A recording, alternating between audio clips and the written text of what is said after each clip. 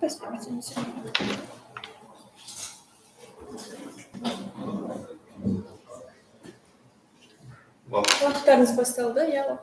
morning, nice to see you. My name is Nazirke. I'm a student of 9th grade and my partner. My name is Nurullah. I'm the student of 10th grade. Our project topic is the impact of mobile application on the expansion of students' English vocabulary. And today we'll talk about introduction, chapter 1 literature review, chapter 2 practical part, conclusion and references. Current school materials which students regularly face is pretty complicated, and its purpose to comprehend all those materials in the wide variety of words, non-specific vocabulary. The fact that linguistic barrier is a cause of insufficient vocabulary is known nowadays. And also the traditional teaching has recently acquired the independent quality which doesn't call for systematic direction or supervision by a school, teacher, or a course. So it's more convenient to study on their own for students. Consequently, the demand of efficient mobile applications has increased dramatically. The goal of our study is to determine the level of effectiveness of using mobile applications, and the aim of our study is to prove that learning and improving the knowledge of foreign languages by using mobile applications is absolutely possible in the modern life.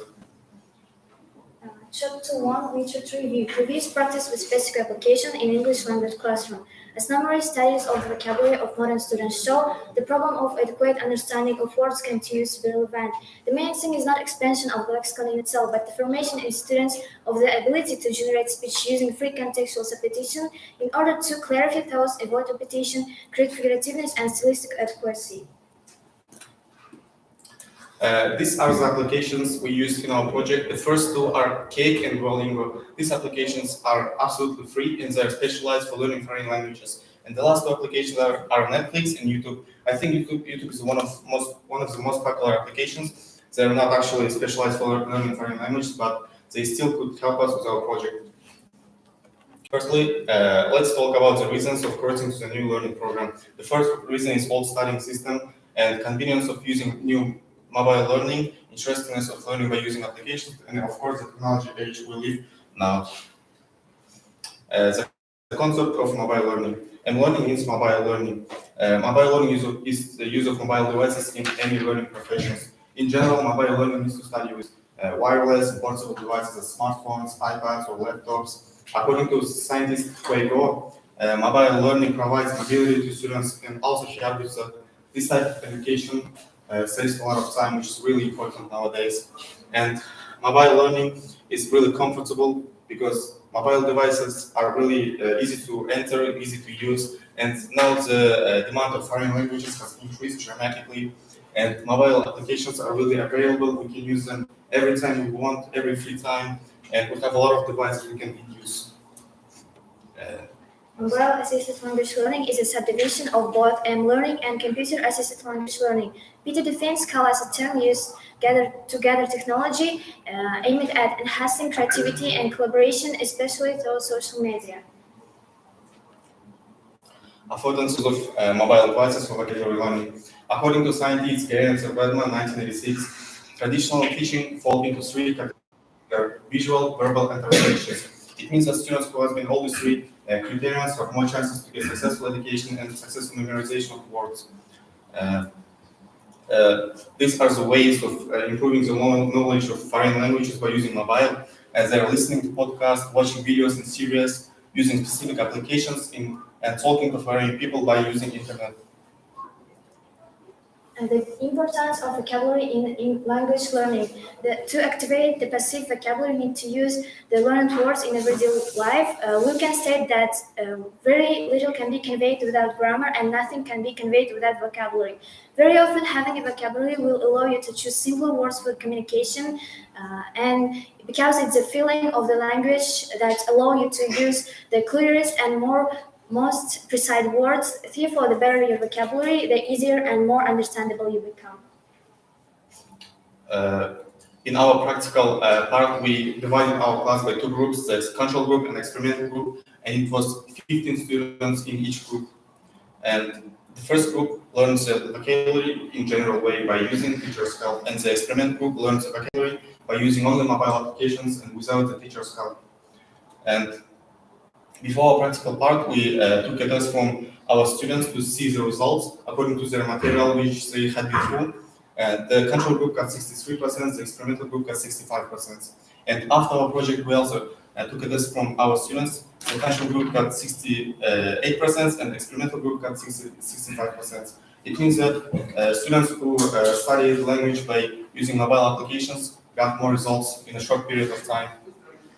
And after our project, we questionnaire our students. The first question, if they like using mobile application in the lessons, and almost all the students answered yes. And the second question, if they had learned more words using applications than they had learned before, and almost all the students answered yes.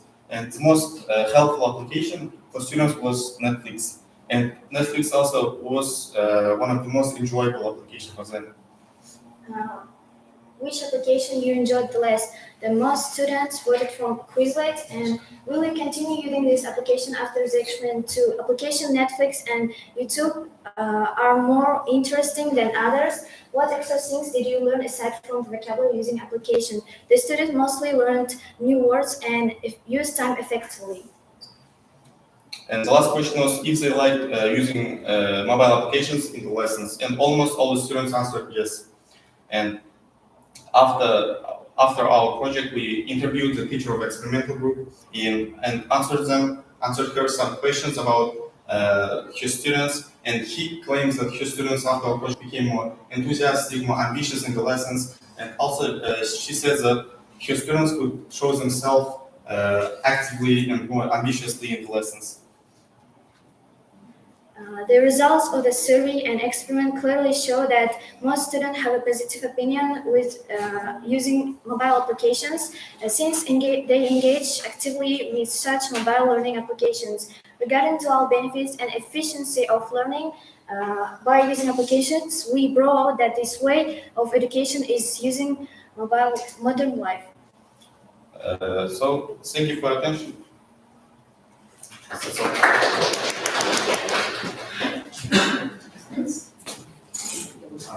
Thanks. Thank you. I have one question. Can you tell us what is the practical value of your project? Well, as we said, we used our project for students. We had two groups, experimental and control, and control group was using only applications. No. Practical value. Can we use the results of your project and apply it somewhere? Yes, we are more effective than our traditional teaching, and this way of education in our technology life, technology age, we can use it anywhere because we have proved that this type of education is really effective. Mm-hmm. Yes. How did you prove that it is more effective? Speak about the test. Yes, we took a test from our students. What kind of test? It was the language review. There was a questions about the material the students were studying, and from test, experimental group got better results from the test. Yes.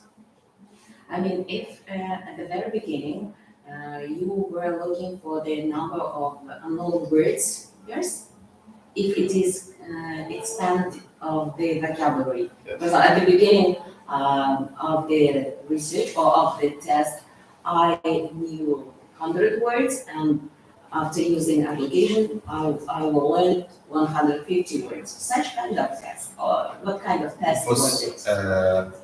Such as material from the book in the English subject they were studying, and in the test it was the words, new words, and our experimental group consequently got more percentage. The results were better. I mean, I'm a bit confused with the experiment. How does it help students to learn more words using this application? Well, as I said, mobile applications are really available. It's easy to use them. Students could just open their phones and enter the application and easily. This is theory and in practice. In practice. How did you find out that students learned more words? from our class. Yes. Yes, they could answer more words, more questions. Our test was about 3 weeks. And in this period of time, they learned for 7% more than country which were studying in general way by using teachers' phone. Thank you. You're welcome.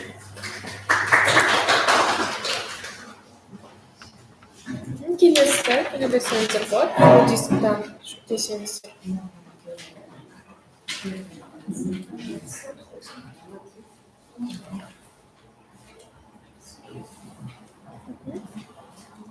Аты жөніңіз? Осында бар еді жұмысыңыз? Иә. Бізде басында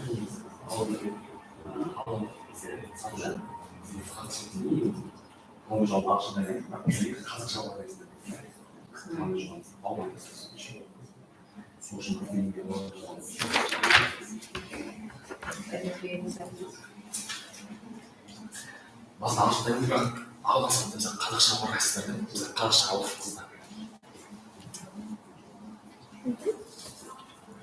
армысыз достар, мен нөмір 180 мамандарға лицейдің 11-ші сынып оқушысы Бажмабек Сұлтан.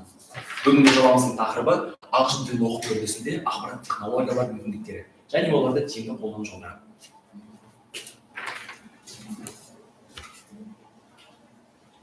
Бүгінгі зерттеудің мақсаты жайлы айта кетсек, ағылшын тілін оқытуда заманауи ақпараттық технологиялар, оның ішінде компьютер мен смартфондарды тиімді қолдану жолдарын айқындау және оларды тек қана ойын үшін ғана емес, оқу құралы ретінде пайдалану әдістерін көрсету болды. Енді зерттеудің міндеттері жайлы айта кетсек, ағылшын тілін оқытуға байланысты педагогикалық әдістердің мүмкіндіктерін жаңарту. Екінші міндетіміз ол компьютер мен смартфондардың заманауи ақпараттық технологиялар әлемде алатын жолын айқындау. Үшінші мақсатымыз дамыған елдердің тәжірибесін айқындап отырып, оқушыларға ағылшын тілін меңгеру дағдыларын арттыруға белсенді жұмыс жүргізу болды. Зерттеудің өзектілігі жайлы айта кетсек, қазіргі заман талабына сай адамдардың мәлімет алмасуына, қарым-қатынасына ақпараттық коммуникатив технологиялардың кеңінен қолданысқа еніп, жылдан дамып келе жатқан кезеңінде ақпаратты қоғамды қалыптастыру қажетті шартқа айналып отыр. Зерттеуіміздің жаңалығы жайлы айта кетсек, ағылшын тілін оқытуда ақпараттық технологиялары, оның ішінде компьютер мен смартфондардың тиімді қолдану жолдары мен нақты әдістерін көрсету және оны іс жүзінде асыру үшін электрондық платформа жасалған болатын. Енді күтілетін нәтижем, егер де оқушылар активті құралдарын тиімді қолдана білсе, олардың оқуға деген ынтасын арттырады, үлгерімі төмен оқушылардың бағасын көтереді және де оқушылардың есту, көру, есте сақтау, сөйлеу қабілеттілігін арттырады және де пікірталас, талдау, анализ жасау мүмкіндіктерін арттырады. Енді жалпы ақпараттық технология дегеніміз ақпарат технологиялары ақпаратты жинау, сақтау, өңдеу және тарату үшін қолданылатын әдістер мен құралдардың жиынтығы. Неғұрлым терең түсіндіруде ақпарат технологияларды түсіндіреді. Келесі ақпараттық технологияларды шет тілінде оқытудағы орны мен рөлі. Елбасымыздың Қазақстан халқына жолдауында 21-ші ғасырда ақпараттық қоғам қажеттілігін қанағаттандыру үшін білім беру саласында төмендегідей міндеттерді шешу керек деген. Сонымен қатар тәуелсіз елдің болашағы жарқын, білімді, парасатты және өз ана тілімен бірге шетел тілі, ағылшын тілін білу керек деген екен.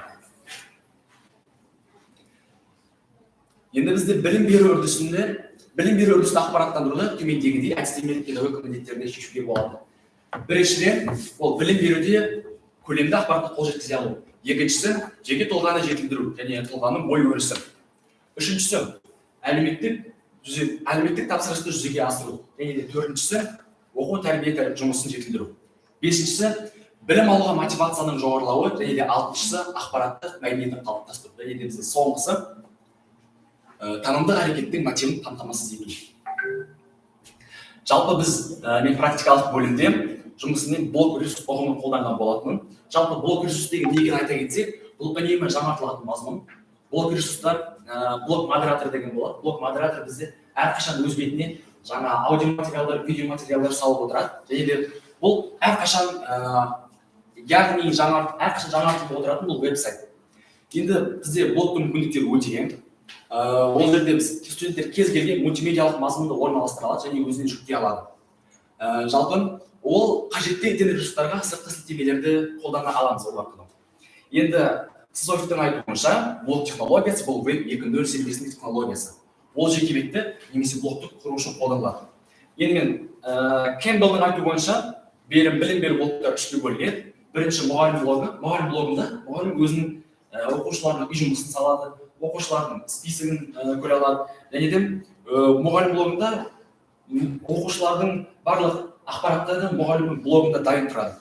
Келесі студент блогымыз ол әр студенттердің жеке парақшасы сияқты. Студент бұл жерге өзінің үй жұмысын сала алады, өзінің жетістіктерін салып отыра алады. Және де үшінші топ блогы бізде студенттер мен мұғалімдердің бірігіп жұмыс істей алатын блогтардың түрі. Бұл жерде әсіресе топтық жұмысқа үлкен көңіл бөлінген. Жалпы зерттеу бөлімі, практикалық бөлімге келсек, біз айта кеткендей блогер ұғымын қолданған болатын, сол жұмысты Predicate сайтын қолданып зерттеу жүргізген болатынбыз. Мысалға айта кетсек, мына жерде Dashboard Classes Students Resource. Dashboardта мұғалімнің алдыңғы сабақтары, Classesқа мұғалімнің сыныптары, Students мұғалімде бір кнопканы басу арқылы барлық оқушының тізімі тұрады. Ресурс ол сабаққа пайдалы ақпарат пен сілтемелерді жүктеуге болады. Мысалға оқи кетсек, мұғалім мына жерге үй жұмысын салған болатын. How smartphones will be applied in learning a new language? Мысалға. Екінші сұрақ, what does it mean to be savvy with technology? What is the benefit of instant messaging tool? Бұл біздегі мұғалімнің бірінші тапсырмасы. Айта кетсек, мұғалімнің блогында мына жерде оқушының сыныптың тізімі тұрады. Және де мұғалімнің екінші тапсырмасы. Енді мысалға айта кетсек, мұғалімнің блог тапсырмасы бойынша жексенбай күндізгі оқушымыздың жауабы. Және де оның астында Әділет Алишер оқушымыздың жауабы. Бұнымен айта келе, блогер ұғымы бізде мұғалімнің уақытын үнемдейді, оқушылардың уақытын үнемдей алады. Жалпы бізде блогерстің біздегі басымдылығы әр оқушы өзінің ойын ашық жеткізе алады. Бұл арқылы біз сабақтың уақытын үнемдейміз, және де осы арқылы біз бір сабақтың ішінде мұғалім көптеген тақырыпты түсіндіріп, көп мәлімет енгізе алады. Және де әр оқушы мұғалімнің алдына тұрады, және де әр оқушының жауабы күнделікті мұғалім алдына шықты. Қорытындылай айта кетсек, біздегі білім берудегі мақсат тек қана білімді кәсіби маманды ғана шығару емес, бұл адамгершілігі зор, рухани бай адамды шығарып табылады. Сол себепті біз қазіргі заманауи технологиялар қолдану арқылы жаңа ұрпақты тәрбиелеп, жаңа ұрпаққа білім беру арқылы біз елімізді дамытып, алға қойған мақсатқа жете аламыз. Бұл біздегі ақпарат технология тек қана құрал емес, сонымен қатар жаңа ақпараттық коммуникациялық технология және білім беру жүйесіндегі сабақ берудің жаңаша әдісі болып отыр. Білім беру жүйесін ақпараттандыру, қоғамдану ақпараттық экономикалық ғылымның мәдениет дамуының негізгі шарттарының бірі. Назарларыңызға рахмет. Сізге сіздің мына жұмысыңыздың 25-ші бетінде бізге ұсынып отырған диаграмманы түсіндіріп бере аласыз? Не диаграмма? Бізде бұл диаграмма бізде сауалнама сәйкес ең көп жауап берген сұрақта біз алдына сауалнама жүргізген болатынбыз, алдын ала. Ол сауалнаманы не мақсатпен жүргіздіңіз? Сосын кейін қандай әдіспен? Бұл сауалнама жүргізген мақсатымыз оқушылардың жалпы ақпарат технология туралы ұғымын білу үшін. Олар алдына қандай представлениялар болған үшін біз осы сауалнама жүргізген болатынбыз. Және де сұрақтар бойынша мысалға бірінші сұрақ бойынша бізде сенімсіз жауаптың пайызы 30%, толық емес жауаптар 70% болып тұрады. Екінші сұрақ бойынша да көбінесе ең басым бөлігі толық емес жауаптар. Бізде бұл диаграммадан шығаратын қорытындымыз біздің қазіргі оқушылар ақпараттық технологиялар, мысалы соның ішінде телефон смартфонды тек қана развлечение, ойын құралы ретінде ғана көріп отыр. Біздің басты мақсатымыз ақпарат технологияларды онармыз. Оқу барысында қалай тиімді қолданамыз. Және де өз пайдасына қолданып, кейін болашақ ұрпақтарға қалай дұрыс білім беру саласында жүргізген болады. Сіздің жаңалығыңыз не сонда? Біздің жаңалығымыз біз осы оқушыларға ағылшын оқу үрдісінде ақпарат технологиялардың тиімді әдістерін жол көрсетіп, блог ресурс жасаған боламыз. PowerPoint отырып қазір оларды аша алмайды да. Жіберген нұсқасы көремін, қылуға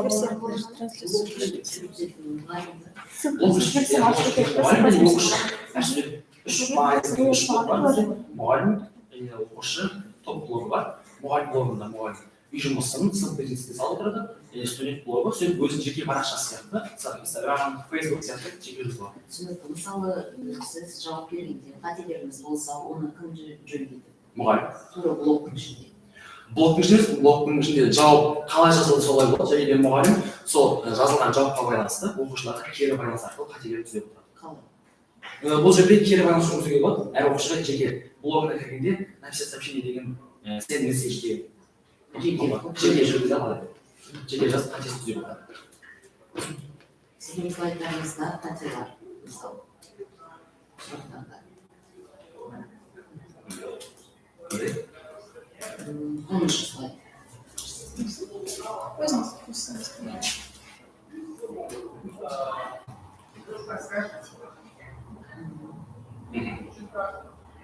Okay, there's question number 6, for example. Oh.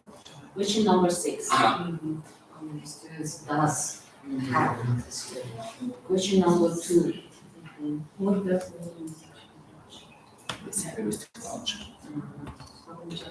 and there are some mistakes during the slide. Okay, thank you. No more questions. Келесі, келе берсеңіздер болады.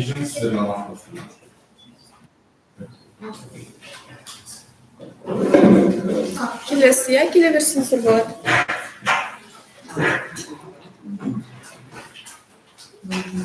Аты жөндеріңіз? Чубаева Лейла. Так, сіздер қай слайдтарыңызды көресіздер ме? Ага.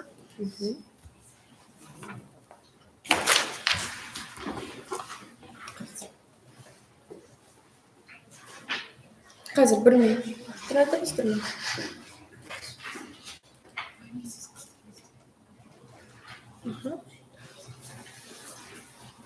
So, we participated in concourse of projects between high school students. We, Chubaeva Leila and Hugo Nuret, would like to present you the scientific linguistic project about features of English and French dialects. Next, please.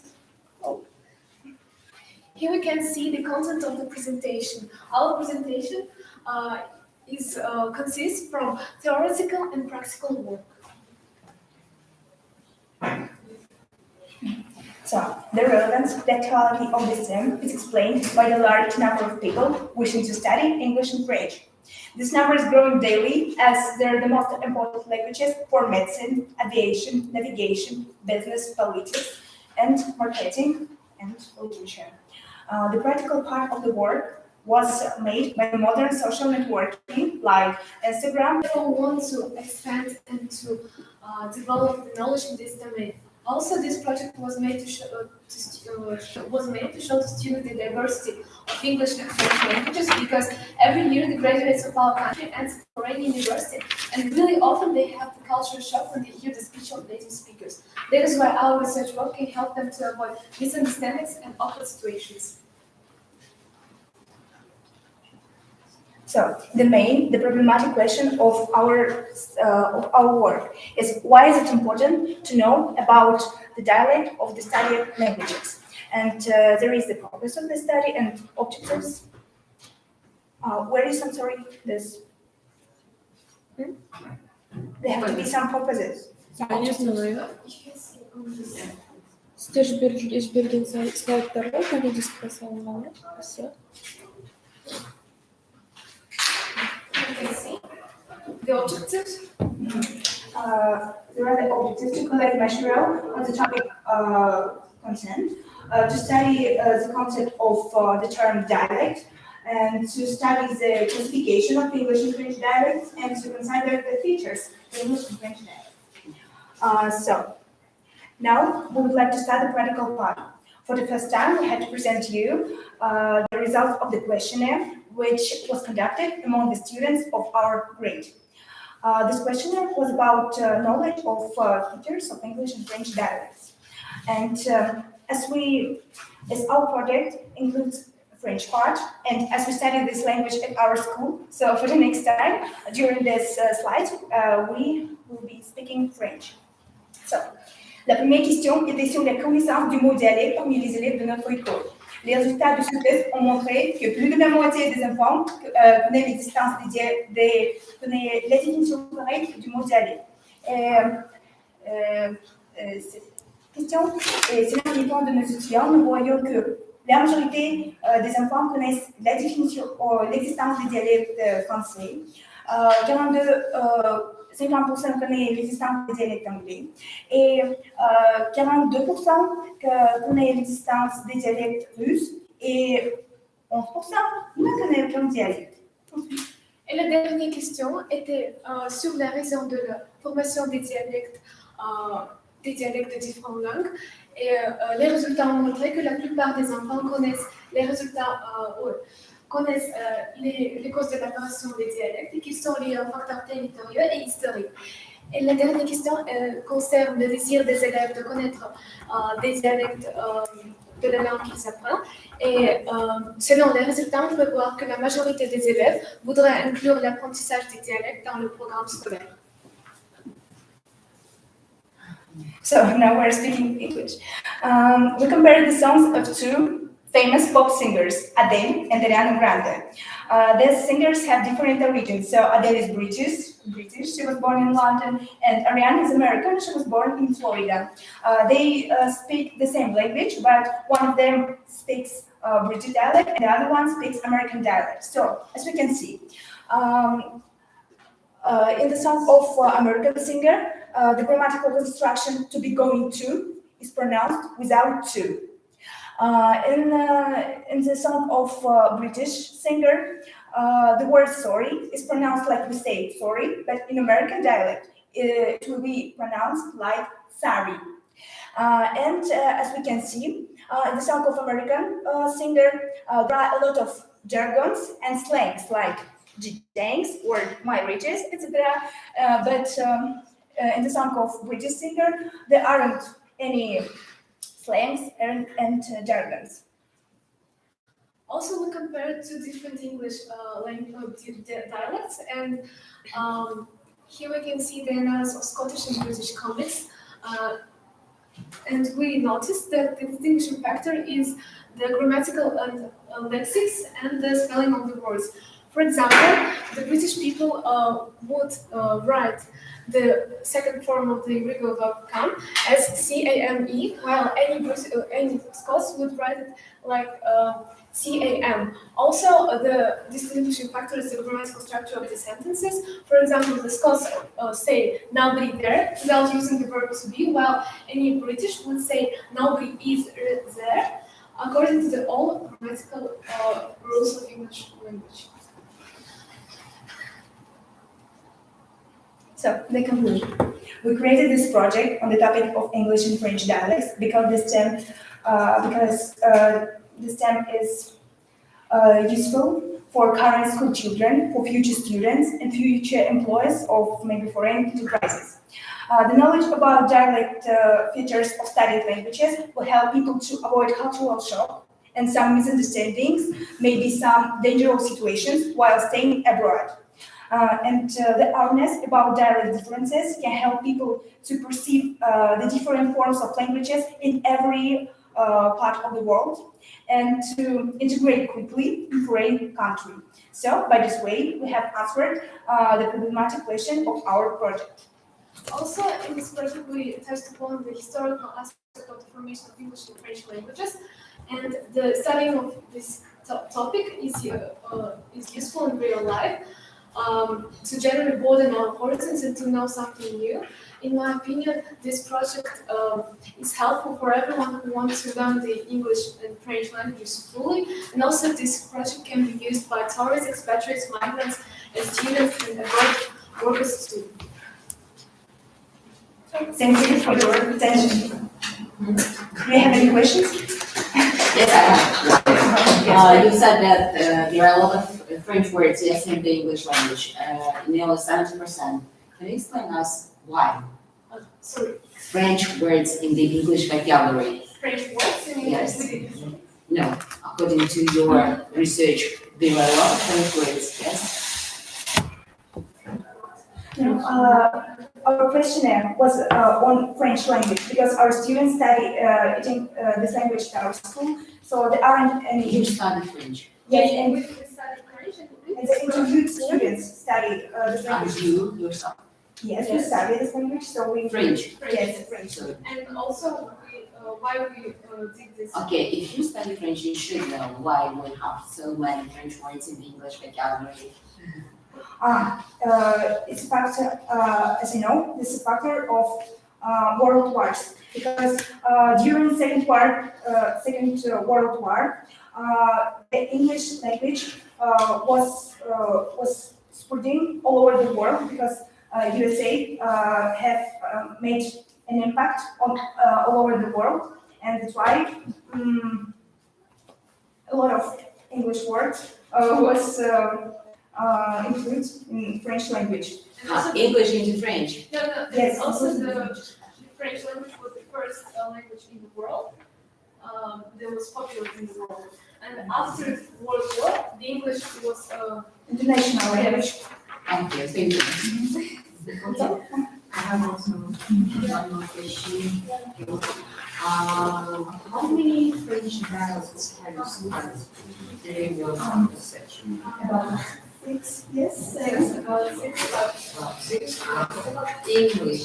English we also studied. It's about till 10, I think. Okay. It's Royal English,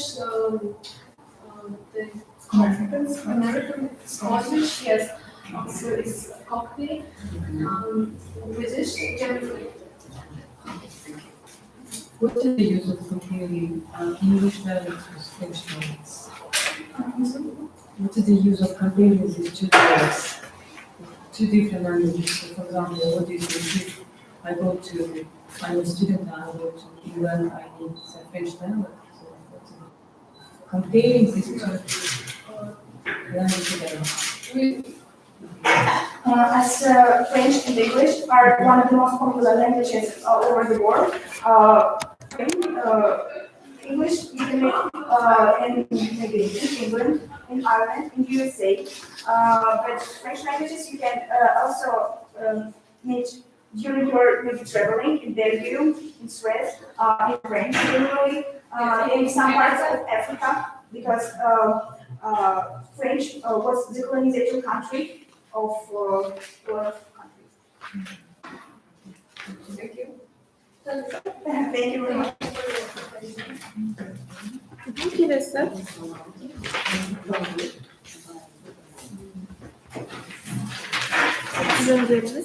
Ahmet Baktaş'a.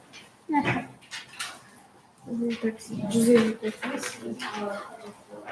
Sayfamız.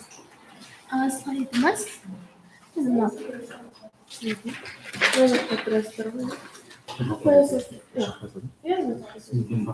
Вот,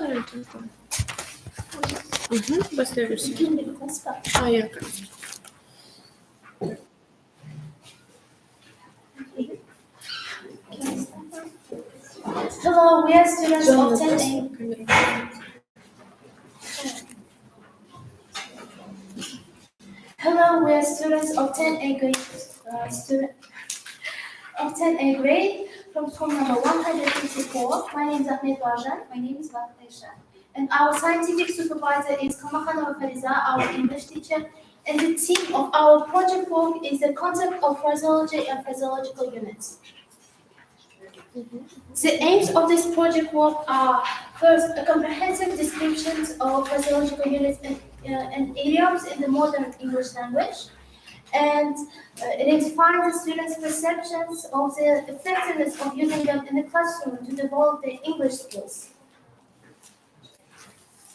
To achieve this goal, it is necessary to solve these following tasks. First, to define terms, phraseological unit and idioms. Second, to describe classifications of phraseological units. Third, to state the importance of phraseological units in using them. So the 4 is to suggest exercises, and 5 to conduct a questionnaire.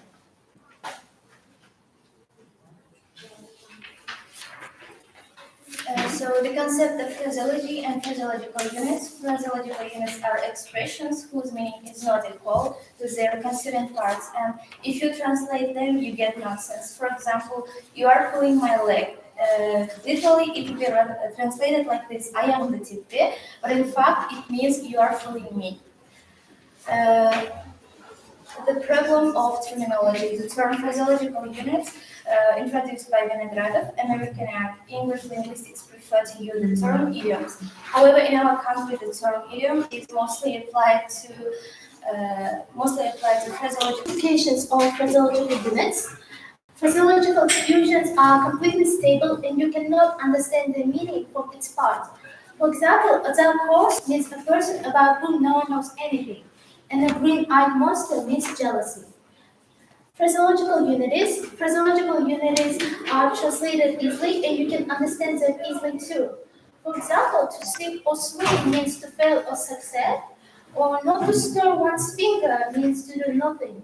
In Russian, it translates like «палец о палец не ударить».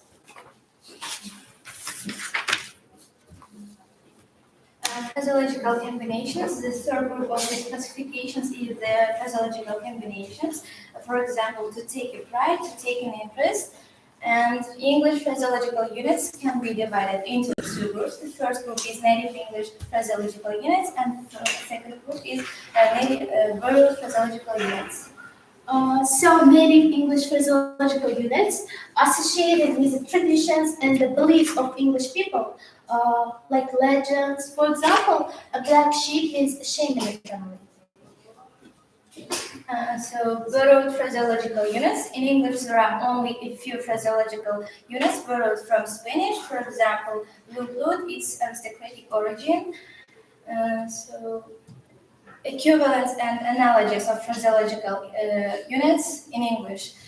For example, as cold as ice. It means in Kazakh «мусык» soğuk, and the bitter trust, it means in Kazakh «ащы шындық». So the importance of phraseological units in teaching a foreign language. Phraseological units are very important in teaching any language. In English, it helps students to develop their communicative competence. Activities and exercises with phraseological units, guessing the meaning of the idioms and filling the gaps with idioms, then finding the equivalents in Kazakh language. So the participants of the survey were 12, our 10 8th grade students. We had our usual English classes, but for the purposes of the study, we were taught by using phraseological units. During the lesson, we did different activities with phraseological units, and this experiment lasted for 2 months. So in this project, we used an observation and questionnaire for students, and here are questions of questionnaire. Data analysis and results. Observation showed us that the teacher used different phraseological units and idioms during the lesson to improve students' speaking and writing level.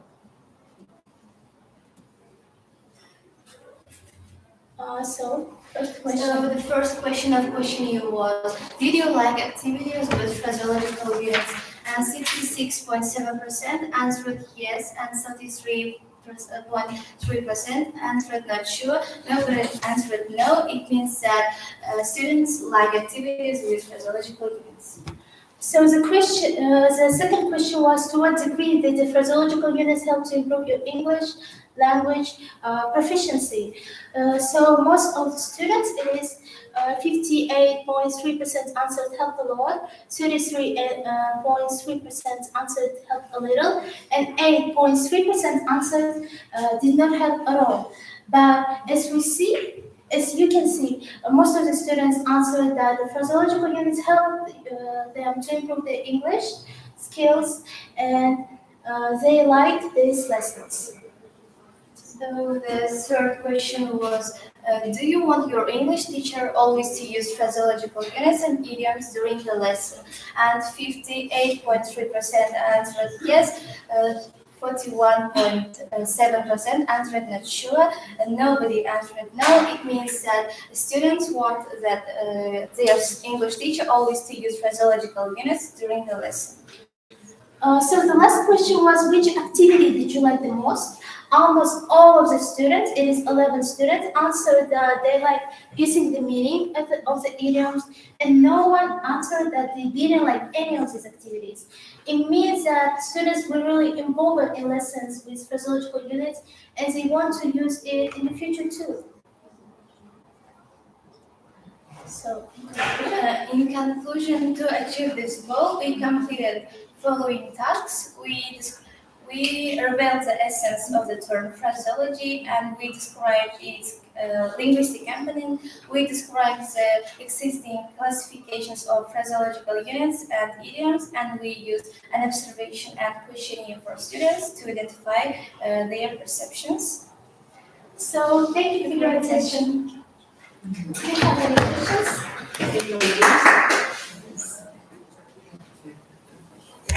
No? I have a question. The topic of your research, the concept. Can you tell us what the concept is? So the concept of this project. No. In general, the concept. What? Yes. Uh, The meaning the of this term. Yes. It means that what we wanted to tell you, and it is the theme of our project work. Like the concept, we need to introduce you the terminology of phraseological units, what it means, what the aims of this project, and all of this in the concept. Okay. I think you are a big mistake. And for the future, while you are making your research or project, there should be only one aim. Oh, One aim and 2 or 3 maybe objectives, not 2 or 3 aims. okay. And one question, how can you prove that using phraseological units can influence or can improve your language proficiency? So, as it was mentioned, that phraseological units are very important parts of any language. So, foreign people use phraseological units too, and if you want to go to foreign country, you need to understand their speech. And usually they use phraseological units like coach potato or bad apple. And if you want learn phraseological units, you won't understand what they're saying. You will understand their speech literally. Okay, thank you. Thank you. Келесі оқушы келе берсеңіз болады.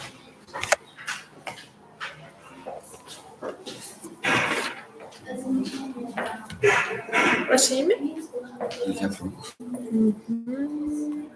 Так, ваш слайд? Как? Можете?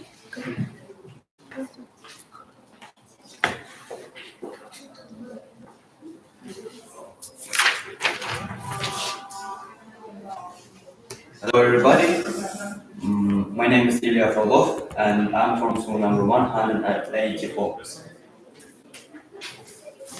So,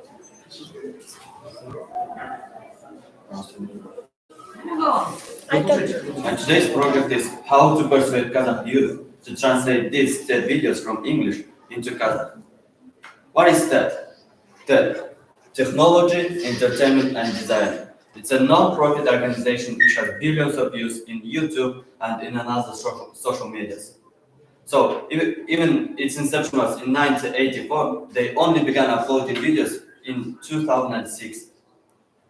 So why TED Talks are so popular? Firstly, they're displayed for free in online system. I mean, you can check it right now in YouTube if you want. Secondly, they have interesting topics and different speakers.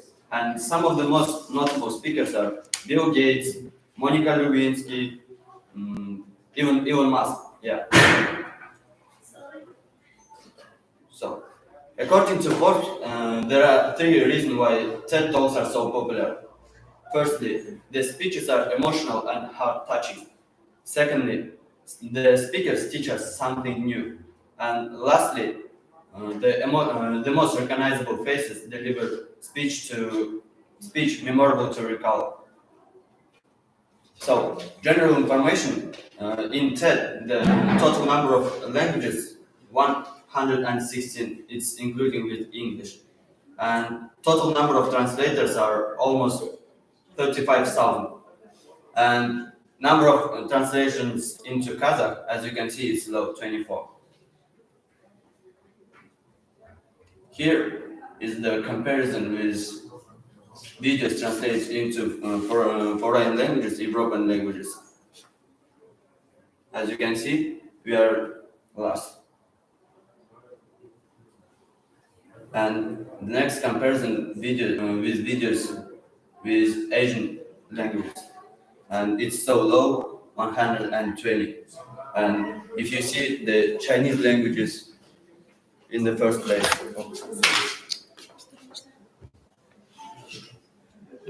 So my purpose of the project is encourage people to translate these videos from English into Kazakh, and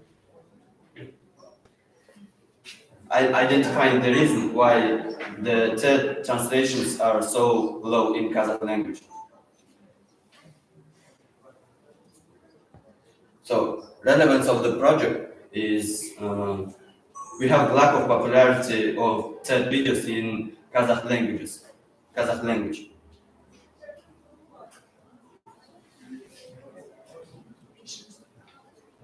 Novelty of the project. By encouraging people to translate these TED videos from English into Kazakh, we can teach them to respect their native language, their Kazakh language.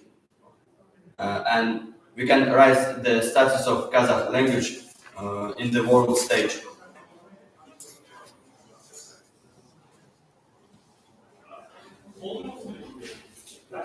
In the school, I've made some survey among the young teachers,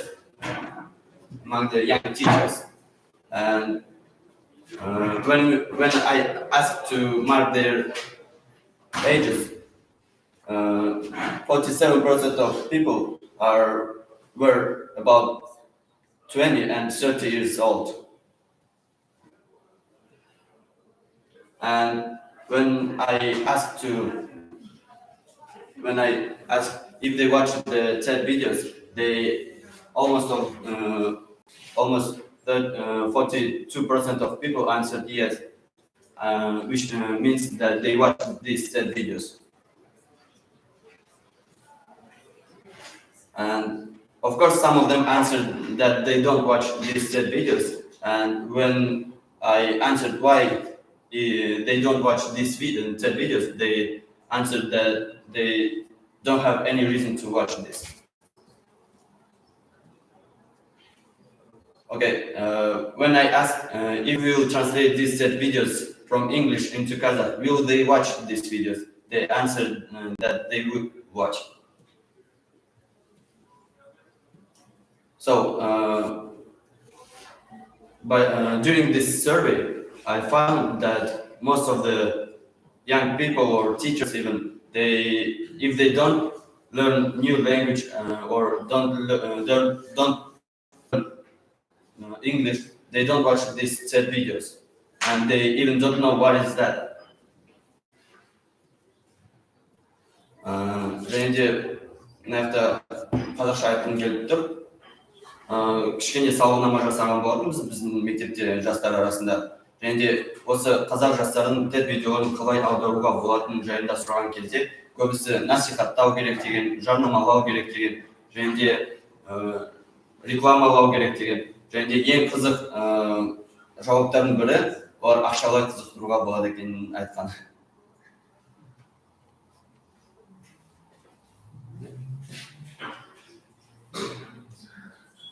This man is Baubek Sarandek. He created TED translation group, but even though we have TED translations, but it's only in the best universities. In primary school or even just simple schools, they don't have good knowledge of English, and they do not know what is TED.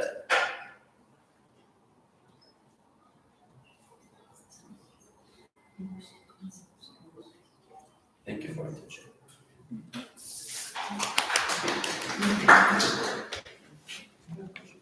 So what is the practical value of your research?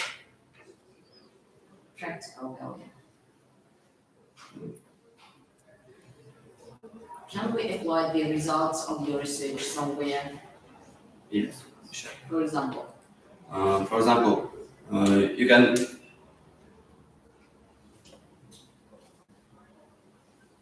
Can you repeat the questions? Can you repeat? Yeah. Practical value of your research. Practical value of research? By with this project, we can raise our language, our Kazakh languages, respect in the world stage. I mean, we can, as I said already, we can teach our young people to translate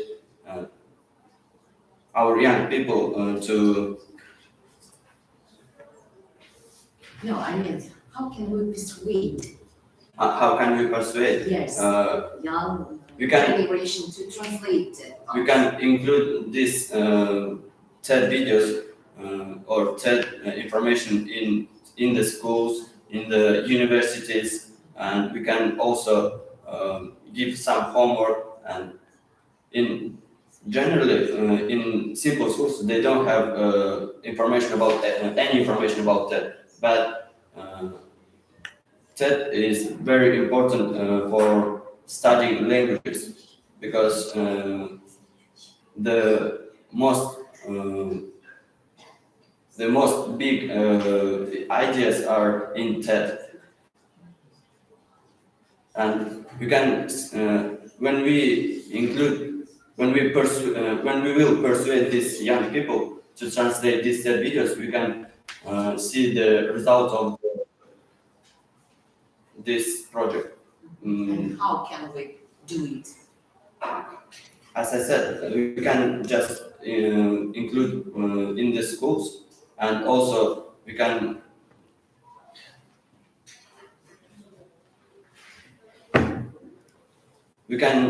do some exams after which we can just give some money, as somebody told. Yeah. Thank you.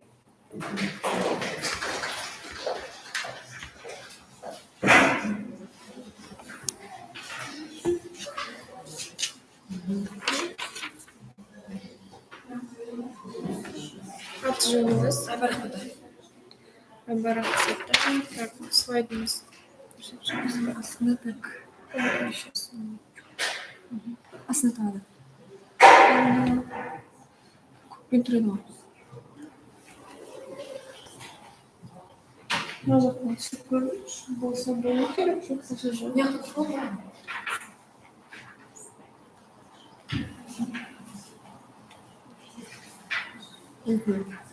Салып жүктегенсіз ғой, да? Иә, жаңа тұрған. Осы жерде папкада тұрған жоқ па сізде? Олар емес, иә? Жоқ. Омаровада 174 Алматы Дарыны. Английский конкурсының.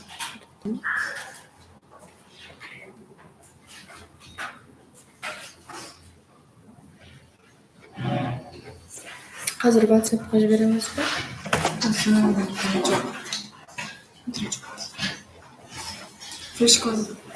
Флешканы да оқымай жатыр. Точно салдың заңы, иә? Неге жоқ? Жаңа басында болған. Қазір барсам. Мына жақта. Жүктелген слайдтардың бәрін осы жерде тұрып қажет негізінен.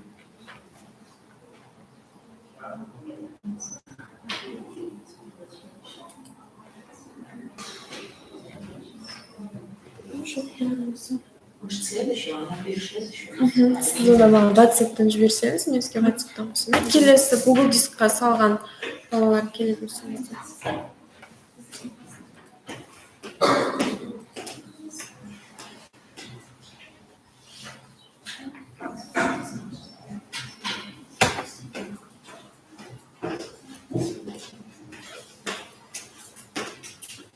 Аты жөні?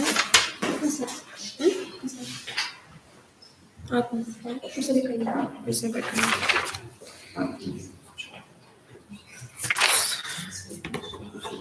Қазір 1 минут. 1 минут как раз. Болады.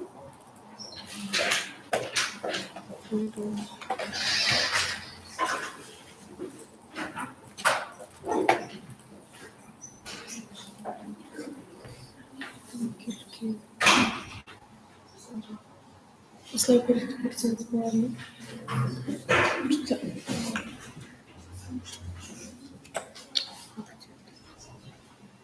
Осылай көрсетсеңіз болады ма?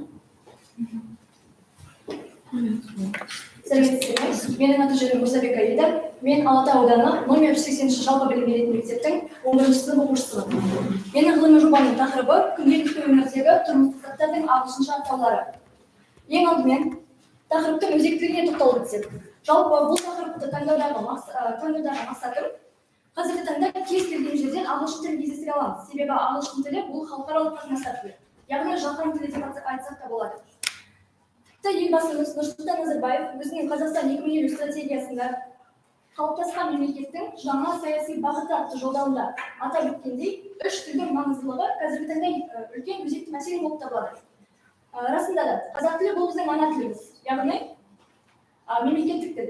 Ал орыс тілі бұл ұлтаралық қатынас тілі болса, ағылшын тілі бұл әлемдік аренадан өз орнымызды алып, дамуға және де өркендеуге жол ашатын тіл болып табылады. Сол себептен де бүгінгі таңда ағылшын тілін меңгерудің маңызы өте зор. Енді қазіргі таңда ағылшын тілін меңгеру барлығына бір қиын мәселе секілді көрінуі мүмкін. Бірақ та біз өзіміз көріп жүргендей, мысалы үйде болсын, дүкенде, мектепте және де көшедегі жарнамаларда кез келген жерде ағылшын тіліндегі сөздерді кездестіре аламыз. Зерттеудің мақсаты осы өзімнің аудан тұрғындарының және де мектеп оқушыларының осы күнделікті өмірдегі тұрмыстық заттардың ағылшын тіліндегі атауларын біліп білмеу арқылы олардың деңгейін анықтау. Сонымен қатар, осы тұрмыстық заттардың ағылшынша атаулары арқылы да ағылшын тілін меңгеруге болатындығын дәлелдеу. Осы зерттеудің жаңалығы мен қазіргі таңдағы көптеген ағылшынша сөздердің грамматикалық қателіктеріне тоқтала отырып, қазақша ағылшынша сөздік құрастырып көрген болатынмын. Енді менің зерттеуім бұл сауалнамалық әдістемеге негізделген. Енді зерттеу бөліміне өтетін болсақ, жалпы бүгінгі таңда айтып өткендей, ағылшын тілі бұл маңызды мәдени тіл. Яғни көптеген елдерде, әсіресе ақш, Канада, Ұлыбритания және Жаңа Зеландия, Австралия сияқты елдерде ағылшын тілі ана тіл саналады. Ал көптеген 70-тен астам елдерде ресми тіл саналады. Енді біз ағылшын тілі әмбебап тіл болғандықтан, біздің елімізде даму үшін біз ағылшын тілін жетік меңгеріп алуымыз керек. Осы тұрғыда менің ойымша ағылшын тілін біз көптеп киім-кешектерде көптеп кездестіреміз, әсіресе футболкаларда. Мен осы тұрғыда сөйлейтін футболкалар атты сауалнама жүргізіп өткен болатынмын. Сауалнаманы мен өзімнің мектебімнің, яғни номер 180-ші жалпы білім беретін мектептің 6-11 сыныптар арасындағы оқушылардан алып көрдім. Жалпы сауалнамаға барлығы 50 оқушы қатысты. Осы 50 оқушының арасында мен жалпы сіздер киімдегі жазуларға, әсіресе ағылшын жазуларына қаншалықты мән беріп өтесіздер деген сұрақтар қойып өттім. Осы негізінде футболкадағы жазулар 20-шы ғасырдың 2-ші жартысынан бастап кең мәнге ие бола бастады. Яғни бренд деген ұғымдар пайда болды. Ал қазіргі таңда бұл жазулар тек қана сәндік үшін емес, бұл семантикалық мәнге ие коммуникативті құрал. Яғни адам неге қызығады, оның хобби туралы және де оның мінезі туралы бізге ақпараттар беріп өте алады. Сауалнама нәтижесі бойынша бізде көптеген оқушылар 23% оқушы осы сауалнамадағы жазуларға мән беретіндігін, яғни аударып өзінің қызығушыларға қатысты келетіндігін айтып өтті. Ал енді 50% оқушы, ал енді 25% оқушы бұл жазуларға мән бергенмен де ағылшынша жазулар түсінбейтіндігін, тек сән үшін кие салатындығын айтты. Ал қалған пайыз оқушылар мүлдем жазуға мән бермейтіндігін, немесе ол киімді ата-анасы әкеліп беретіндігін айтып, өздерінің шындықтарын мойындады. Енді осы тұрғыда мен көптеген балалардың футболкасын суретке түсіріп алдым да, 20 футболканы түсіріп, одан ағылшынша қазақша аударып көруге тырыстым. Жалпы бұл қазіргі таңда әрине ағылшын тілін жетік меңгерген адамдар үшін оңай сөздер болып көрінуі мүмкін. Бірақ та менің ықшам ауданымдағы тұрғындар үшін немесе мектептің кішкентай оқушылары үшін бұл сөздер түсініксіз болуы мүмкін. Осы тұрғыда мен осы сөздерді жазып, өзімнің сөздеріме қосып өткен болатынмын. Енді келесі кезекте біз киім-кешектен бөлек дүкеннің атауларынан ағылшынша сөздерін өте көптеп кездестіреміз. Мысалы, тіпті бізге танымал Adidas дүкені. Бұл дүкен қарап отырсақ, енді шопинг деп айтамыз ғой, қазіргі барлығымызға қолданысқа еніп кеткен сөз. Бірақ та бұл шопинг сөзінің өзі бізге шет тілінен енген сөз болып табылады. Енді Adidas дүкені бізде тікелей аударылмайды. Бұл осы компанияның негізін қалаған адамның бастапқы есімдерінің буындарынан құралған. Сонымен қатар осы Adidas компаниясының бөлімшесі Reebok компаниясы. Бұл компанияда дәл осылай тікелей аудармаға ие емес. Сонымен қатар Avon косметика және парфюмерия компанияларын алып қарауымызға болады. Бұл компания болса бізде Калифорниядағы өзеннің атауы. Яғни дәл солай тікелей аудармаға ие емес. Дәл осындай көптеген дүкен атаулары бар. Сонымен қатар мен тағы да өзіміз әсіресе мектеп оқушылары жиі алатын шоколадтар атауларын алып қойдым. Мен осы штатте 3 шоколад алып қарадым. Milky Way, Nuts және де Milka шоколадтары. Енді бұл шоколадтар атаулары шоколадқа сайма. Неліктен мұндай атау берілді деп іздестіріп қарадым. Енді Nuts шоколадтарынан алып қарасақ, бұл жаңғақтар деп аударылады. Расында да шоколадтың құрамында жаңғақтың көп бөлігі бар екен. Milka шоколады сүтті деп аударылады. Расында да шоколад сүтті, яғни сүттің көп бөлігі осы шоколадтың құрамында бар. Ал енді Milky Way, құс жолы, неліктен шоколад бұлай аталды деп іздесем, бұл шоколад құйылған кезде дәл құс жолы секілді иректелген бөлімнен құйылады екен. Енді осыдан біз қандай қорытынды жасай аламыз? Жалпы дүкеннің атаулары немесе осы өнімге берілетін атау оның тікелей мағынасын ашып көрсетпейді. Дәл осындай тұрмыстық заттарды да зерттей келе, жалпы мен бір қателіктерге тап болдым. Бұл біз өзіміз күнделікті қолданып жүрген әсіресе менің үйімдегі заттардың өзінде грамматикалық қателіктер жіберілген екен. Мысалға, clean, химиялық тазалағыштарды. Clean деп тек қана бізге транскрипциясын беріпті. Ал негізінде оның жазылуына қателік кеткен. Және де абсолют сабыны. Оның да соңғы и әрпі түсіп қалған. Осындай қателіктерге мән беріп өтуіміз керек. Және де бұл жаңағы өзіміз қолданып жүрген тұрмыстық заттар өзінің географиялық орнына қатысты және де осы компанияның негізін қалаған адамның атауына қатысты қойылады екен. Және де берілген дүкен атауларын біз тікелей аударып ала алмаймыз. Енді мен айтып кеткенімдей, менің ғылыми жоба бұл практикалық бөлімге негізделген. Мен жаңа мектеп оқушыларынан сауалнама алу арқылы олардың деңгейін тексеріп қарасам, енді мен осы практикалық бөлімде өзімнің ықшам ауданындағы тұрғындардан, яғни 25-50 жас аралығындағы тұрғындардан сауалнама алып қарадым. Мен дүкен сатушысымен келістім, дүкен сөрелеріне өзіміз көптеп қолданатын заттарды қойдым. Яғни оның ішінде түрлі сусындар, Holiday, Coca-Cola, Sprite сияқты, және де шоколадтар, Alpengold, Қазақстан, Milka, Milky Way сияқты шоколадтар, және де химиялық жуғыш заттарды, Comet, Absolute сусабыны, Head and Shoulders, Wash and Go сияқты, және де Clean and White химиялық жуғыш заттарын алып қарадым. Осы және де жаңағы келіскен сауалнамаға қатысуға келіскен тұрғындардың арасында сауалнама жүргізіп өттім. Сіздер мына заттарды сатып алу барысында олардың аудармасына мән бересіздер ме? Және де қаншалықты ол сөздерді түсінесіз деген сұрақтар қойып өттім. Сол бойынша 55% ауданның тұрғыны бұл сөздерді түсінетіндігі, яғни біліп алатындығын айтты. Ал енді 25% адам болса, тек қана оның суретіне қарап қана заттарды ала салатындығын, және де кең қолданысқа ие заттар болғандықтан оларды ала салатындығын айтты. Ал енді 20% адам оларды түсінбейтіндігін, және де оған тіпті мән де бермейтіндігін айтып өткен болатын. Енді қорытындылай келе. Жалпы мен осы жалпы сауалнаманың негізі food and drinks деген тақырыпқа сыйдырғым келеді. Себебі жалпы сауалнаманың нәтижелері мені қуантады деп айта аламын, қанағаттандырады. Неге? Себебі қарапайым ықшам ауданының тұрғындарының 55% осындай ағылшын сөздерін түсініп білуі меніңше жақсы нәтиже деп ойлаймын. Ал енді осы сауалнамадан кейін 25% адам енді ағылшын тілін үйренетіндігін және де осы орайда олардың қызығушылығының артқанын мәлімдеп өтті. Осы адамдарға көмек ретінде мен өзімнің ғылыми жаңалығымды орындау мақсатында қазақша ағылшынша сөздер жасап өткен болатынмын. Оның ішіне күнделікті тұрмыстағы заттарды енгізді. Неге осы жай ғана аз-ақ сөзді енгіздім? Себебі егер де көп он мыңдаған сөздер енгізетін болса, ол адамдарға өте қиын көрінуі мүмкін. Сондықтан ең алдымен олардың іргетасын тек қана осы ағылшын күнделікті өмірдегі заттардан қалғанын қалаймын. Сөздік менде толықтай аяқталмаған, бірақ та алдағы уақытта оған дұрыс көптеген тағы да сөздер қосып, өзімнің қарапайым ықшам аудандағы тұрғындарға тарату ойда бар. Енді қорытындыға келе 90 ауыз сөздің тобықтай түйіні мен өзімнің жұмысымның мақсатына жеттім деп есептеймін. Себебі мен өзімнің осы қарапайым халықтың ағылшын деңгейлерін анықтай отыра, бүгінгі жаңалығыма қол жеткіздім. Назарларыңызға рахмет.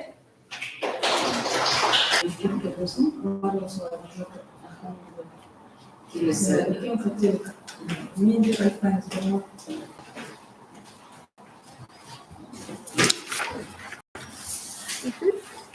Аты-жөндеріңіз?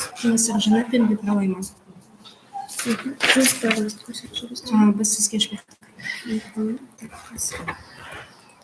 Қайдан жібердіңіздер? Осы? Иә. Сайт сіздер ссылка жүрмегенсіздер ме? Қайдан жібердіңіздер? Енді ашылмайды. Келесі келе бересіздер ме?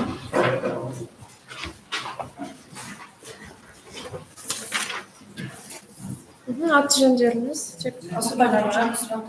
Көп бересіздер.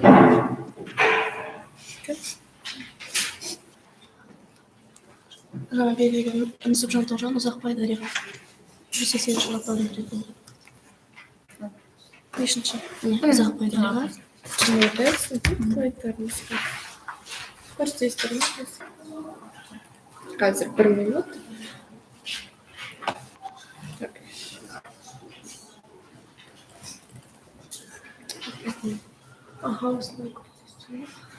Сәлеметсіздер ме? Менің есімім Нүсіпжан Тоғжан. Және Ұзақбай Дариға. Біз нөмірі 180 жылғы білім беру мектептен келіп отырмыз, 10 сынып оқушылары болып табыламыз.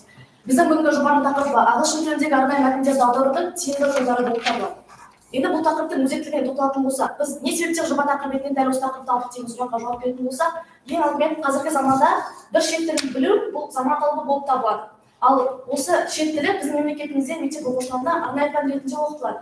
Бірақ бір қызығы, оқып біткеннен кейін 11-ші сыныпты аяқтаған оқушылардың арасында сараптама жүргізетін болса, ол жерде тек оқушылардың бір бөлігі ғана осы шет тілін меңгеріп шығады. Ал қалған бөлігінде ол осы тілдің шет тілінің тіпті аз бөлігінде оларда сөздік қорда қамтылмағандығын байқаймыз. Бұл ауқымды мәселе болып табылғандықтан, оның себептерін, бұл мәселенің шығу себебінің жалпы қанша себебі бар, қандай себептері бар екендігін білу арқылы біз осы ғылыми жобаны жүргіздік. Ең алдымен осы ғылыми жобаның жалпы тақырыптың ауқымдылығына байланысты біздің осы тақырыпты жоба тақырып ретінде алуымыздың себебі де осылар болып табылады. Ал енді зерттеу жұмысының мақсаты неде? Тоғжан, дұрыс айтасың. Қазіргі таңда шынымен де ағылшын тілі өте өзекті болып келеді. Қазіргі кезде ағылшын тілін білу, ол басқа да тілдермен бірге ағылшын тілі ең қалыпқа айналған тіл. Біздің қазақ тілмен бірге қатар қазақ тілі, орыс тілі, осы 3 тіл жүреді. Ағылшын, ал қазіргі таңда бізде оңай аудармашыларды қолдану ол өсіп бара жатыр.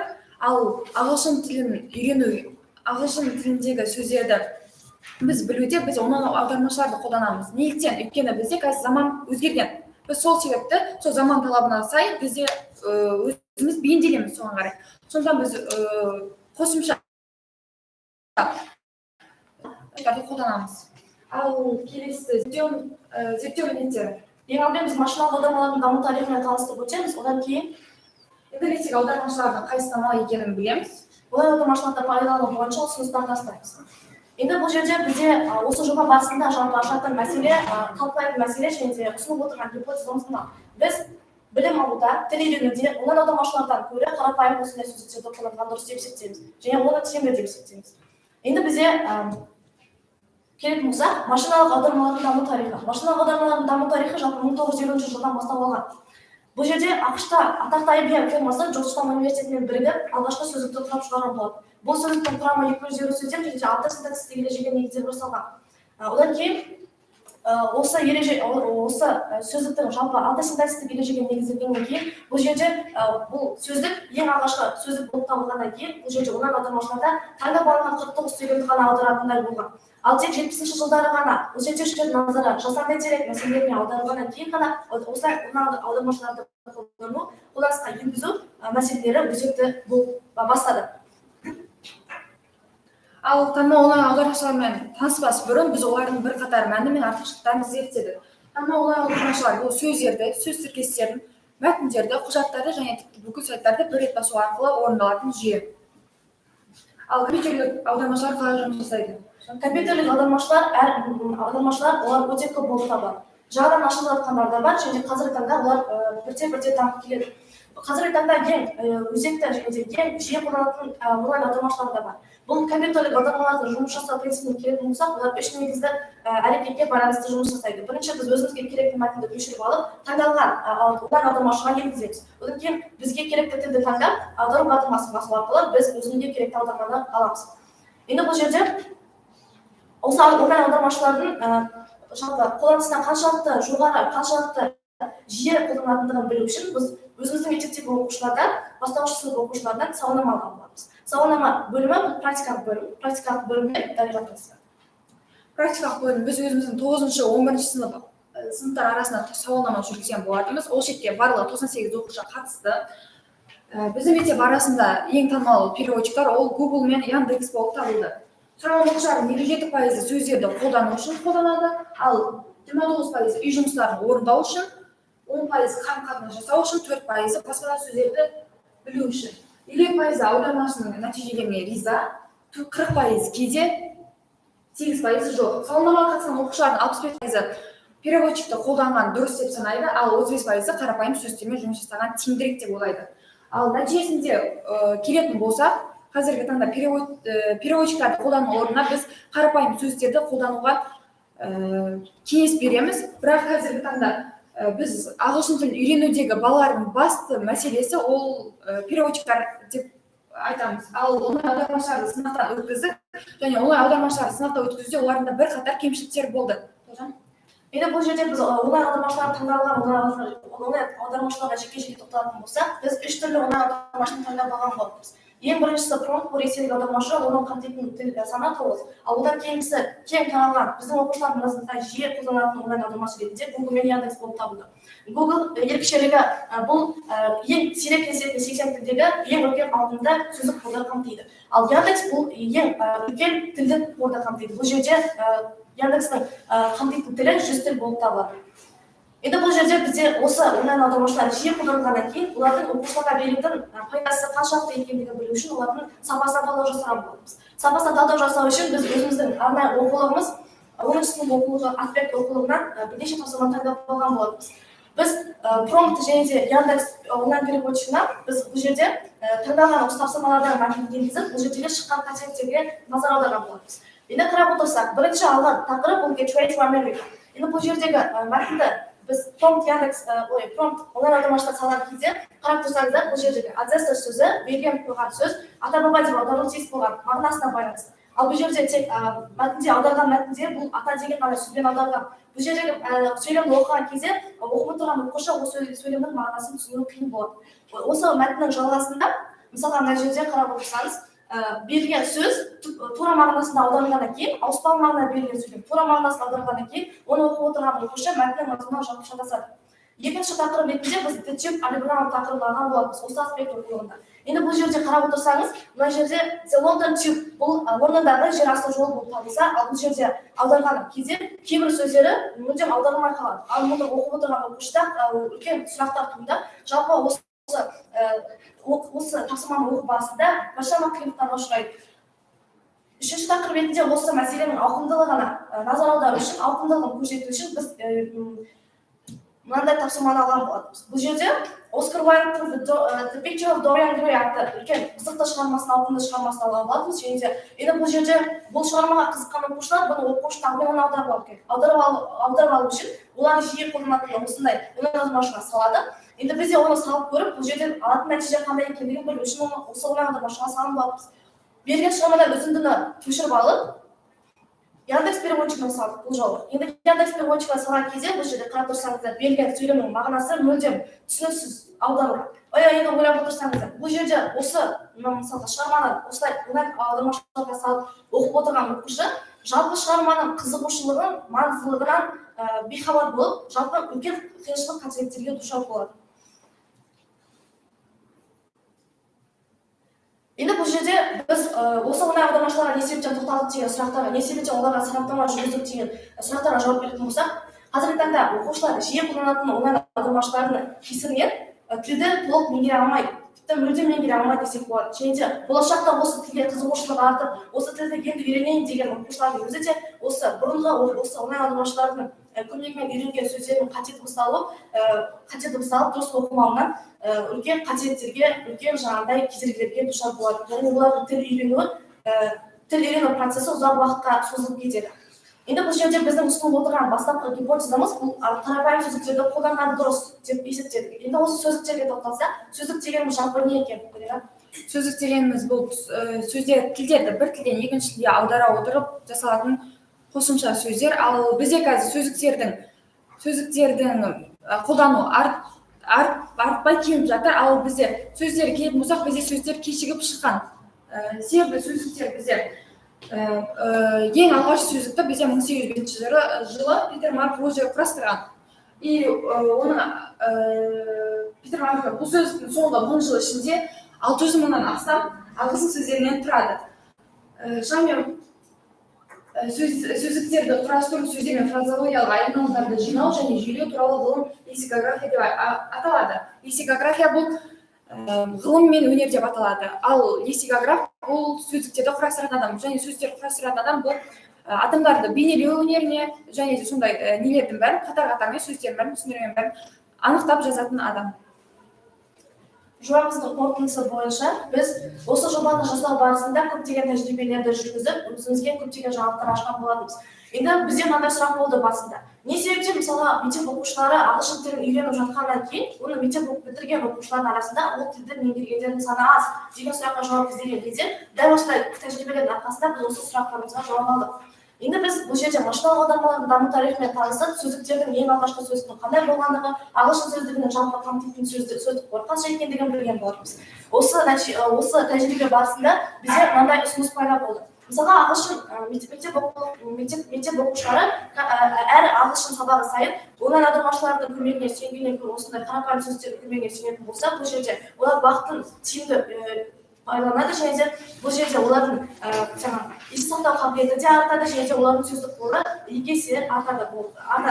Ал егер ағылшын тілін әр сабақ сайын үйренген кезде оңай аудармашылардың көмегіне сүйенген оқушылар, бұл жерде олардың өздеріне алатын кесірі қандай болатынын қарап тұрсақ, бұл жерде олардың есте сақтау қабілеті төмендейді, және де сөздік қоры азаяды. Бұл сөздердің дұрыс оқылмай қате дыбысталуына әкеліп соғады. Нәтижесінде оқушы мәтінді оқи алғанмен оны түсіне алмайтындай деңгейге түсетін болады. Сол себептен де осындай қарапайым сөздерді қолданған дұрыс деп есептеген боламыз. Біз осы жоба барысында оқушыларға ұсынып көрсету үшін осындай шағын сөздікті құрап шыққан болатынбыз. Бұл сөздіктің ерекшелігі ағылшын қазақ сөздігі, және де бұл сөздіктің ішінде барлық сөздіктер секілді алфавиттер ретінде орналасқан, және де бұл сөздіктің ішінде басқа сөздіктер секілді барлық жалпы қамтылған сөздер емес, тек ауыз екі сөйлем тілінде жиі қолданылатын сөздер, және де әртүрлі тақырыптағы сөздердің бөліп көрсетілген.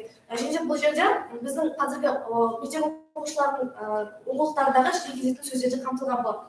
Бұл жерде бізде мысалы қазіргі таңда оқушылар осындай сөздерді қолданғысы келген кезде қараса, бұл жерде ағылшын орыс тіліне аударылады. Орыс тіліне аударылған сөздерді қайта қазақ тіліне аудармас үшін біз бірден ағылшын қазақ сөздігін жасап шығарған болатынбыз. Енді бұны өздеріңіз былай қарап тұрсаңыздар, транскрипциясы дұрыс оқылуы да ішінде жазылған.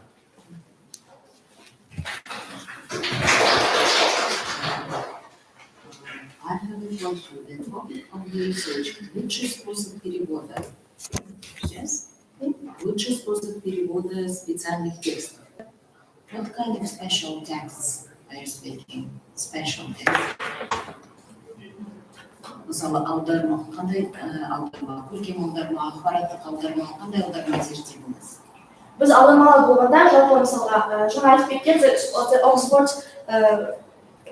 кітап болғанда, 600 мың сөзді қамтиды ғой, осы да аударманы зерттегенде. Бір тілден бір тілге машиналық аударманы қандай тексттерді зерттеп? Бұл жерде жаңа айтып кеткен өзіміздің оқулығымыздан 10 сынып аспект оқулығының ішіне тапсырмалар таңдап, сол тапсырманың ішіндегі мәтіндерді осылай жүктеп, аударып тексерген боламыз.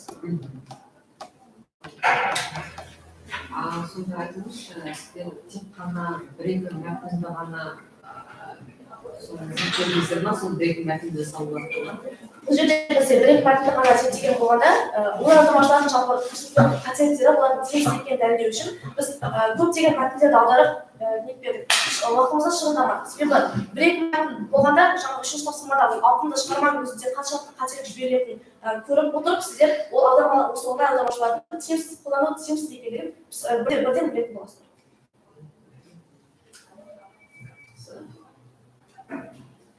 Менде бір ұсыныс бар. Слайд жасағанда осындай текст салмаңыз. Classical variant, no more than 7 lines. In the line, no more than 7 words. It's very difficult to read and to watch. Сосын сіздердің келесі жылы күштеріңізге айтыңыздар. Сіздер мысалға өздеріңіз мына ішінде кейбір ғалымдардың сөздерін кіргіздіңіздер ғой, негізгі соларға сілтеме жасау. Сіздер бірлерді сілтеме жоқ, ол реферат келесі жолы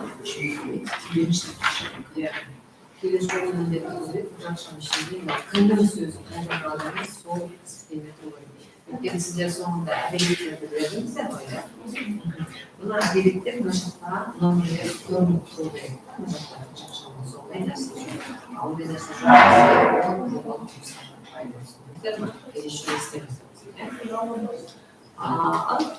И сейчас у нас уже новая политика внедряется через в этом году будете писать следующий проект обязательно.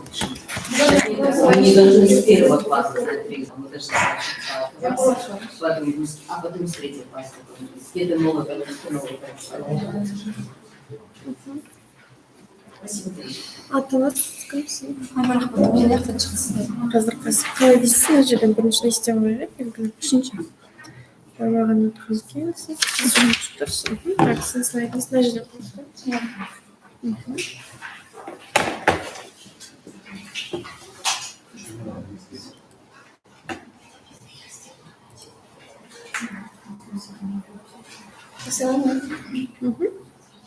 Good day, dear teachers and students. My name is Aida. I am from 11th A grade of 154 school. So, the theme of my science project is about the use of videos in foreign language in secondary school. So,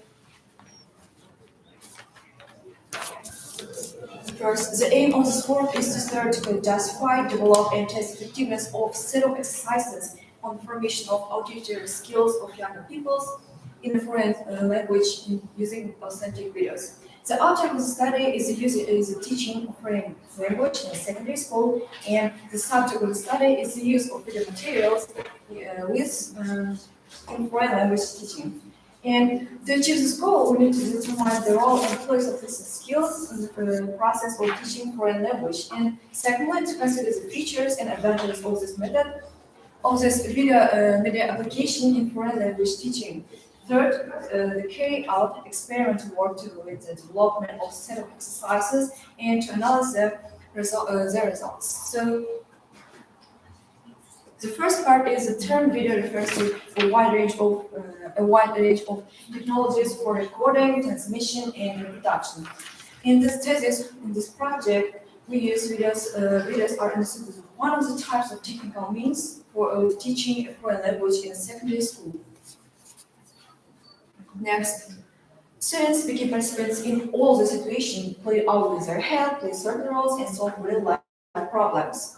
And the effect of participating in everyday life in the country or the target language not only to contribute the initial live language learning, but also serves as a powerful incentive to increase the students' motivation. And also, the use of video materials can develop two types of motivation. First is self-motivation, film or video is interesting itself, and second of which achieved by showing that people can understand the language he or she is learning. And The use of the video in the lessons can promote the following objectives. For example, it is create a comfortable learning environment, intensify learning, and increase students' activity, and to increase the motivation to learn. The use of video contributes to the development of various kinds of physical activities, primarily attention and memory. Some efforts we make as pupils to understand the content of the film and the content of the film, and thus involuntary attention change into the voluntary attention. And the intensity of attention affects the memorization process. And the use of video in foreign language lessons should always be more than a simple trip to the cinema or watching TV shows. A variety of films can be used. For example, feature films, documentaries, or educational films.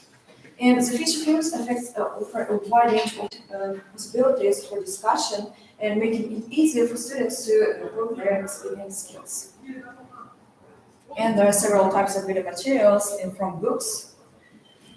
The second part is methodological recommendations for using video materials in English skills. So, for example, Dave Will's method, 80-20 method, or namely as Pareto principle method, and here's some methodological recommendations.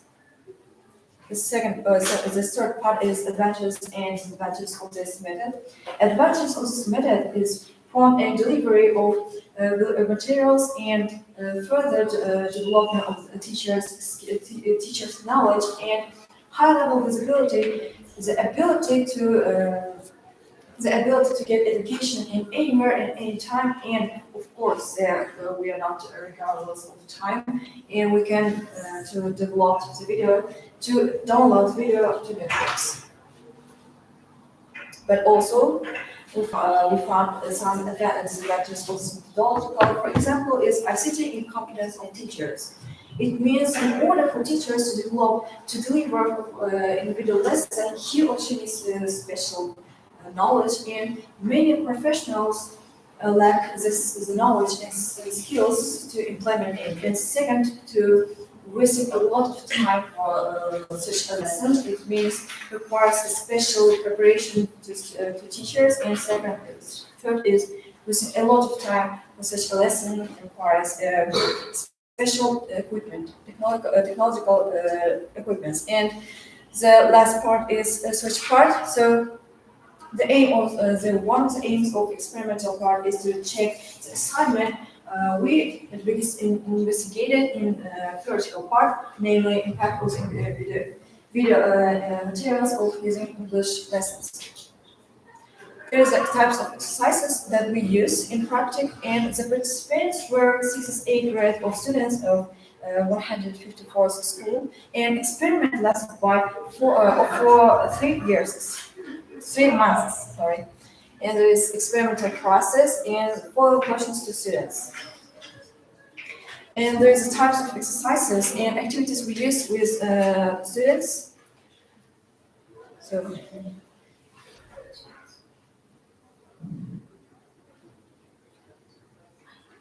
there is a diagram. The first question was, do you think that using video materials are increasing the materials from books? So, summing all the results, we can show that 74% of people said that they want to use video materials in English lessons, but however, 26% of people was not sure about it. It might be because they had difficulties with speaking and understanding the video materials. So the second question was, do you agree the use of video materials in the learning process help to improve your skills? So after summarizing, 60% of people can agree that using video materials develop their skills, and remarkably, all the students develop their skills, English learning skills, but 7.8% of respondents consider that using activities do not help at all. And it might be because the difficulties of understanding native speakers' pronunciation. In conclusion, we can understand that using video materials in study foreign language can achieve success quickly, and Through experiment, we can show that using video materials can help students open up and become more active in during the class. And exploring the video can increase the students' motivation, and we can, of course, we can learn less regardless of time, and we can multiply our brain with knowledge and with our methods, we can learn any language, and we want to prove that any person have desire and goal can learn any language. So that's all. I think so.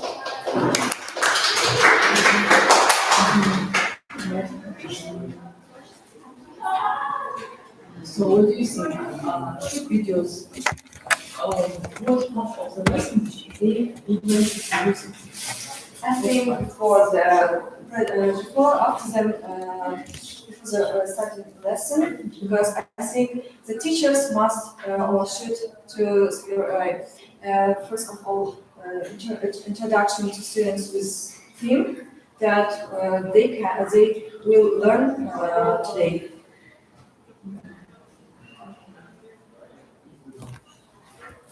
The same. The theme? No, the same.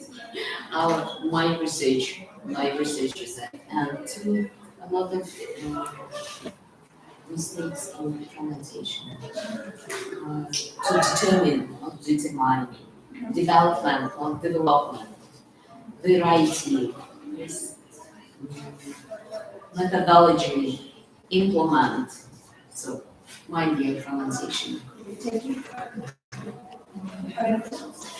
Yes, thank you.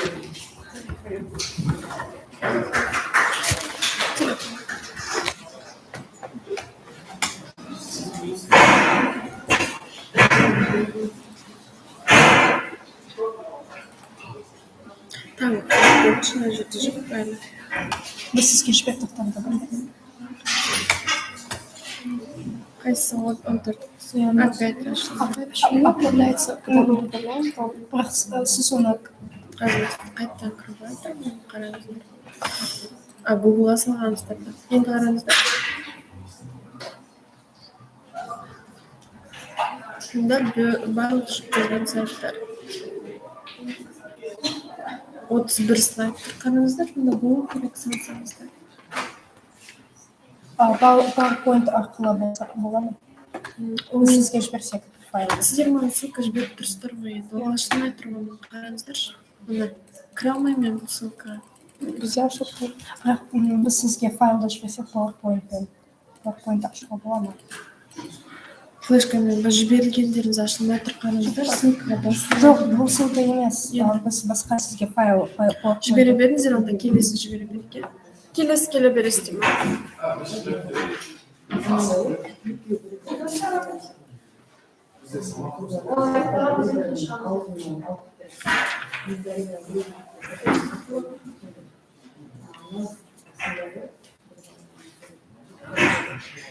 Аты жөніңіз?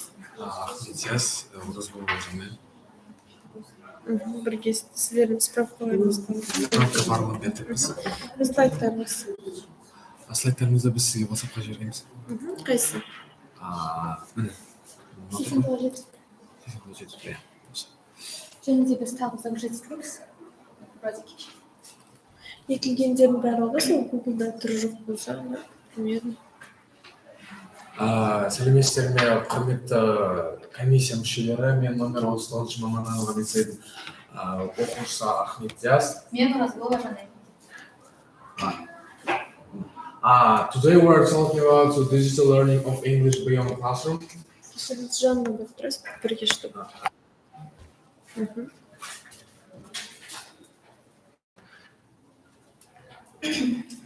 Our plan: experience in building language skills using digital technology in English. The first, the features of school children's development of language skills. The second, importance of developing language skills using digital technology beyond classroom. The third, an experimental study of the use of digital technology in information language skills outside the classroom. The last, Fourth, the result of language skills formation by using digital technology beyond classroom.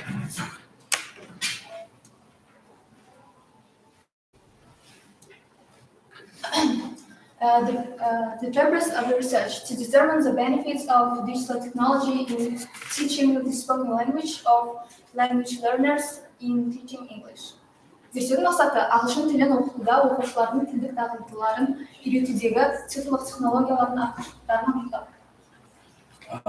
Research methods. Get acquainted with the works of domestic and foreign scientists on the issues discussed in the research work, analyzing with critical analysis, monitoring, interviewing, and monitor contacting service on the use of digital technology among school children and teachers. Зерттеу жұмысында қарастырылған мәселелерді отандық және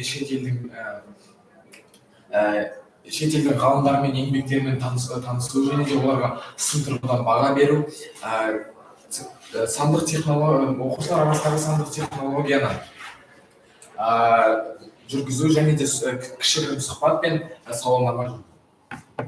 Guys, I think no need to translate one or the same thing into two languages. Choose English or Kazakh. Okay?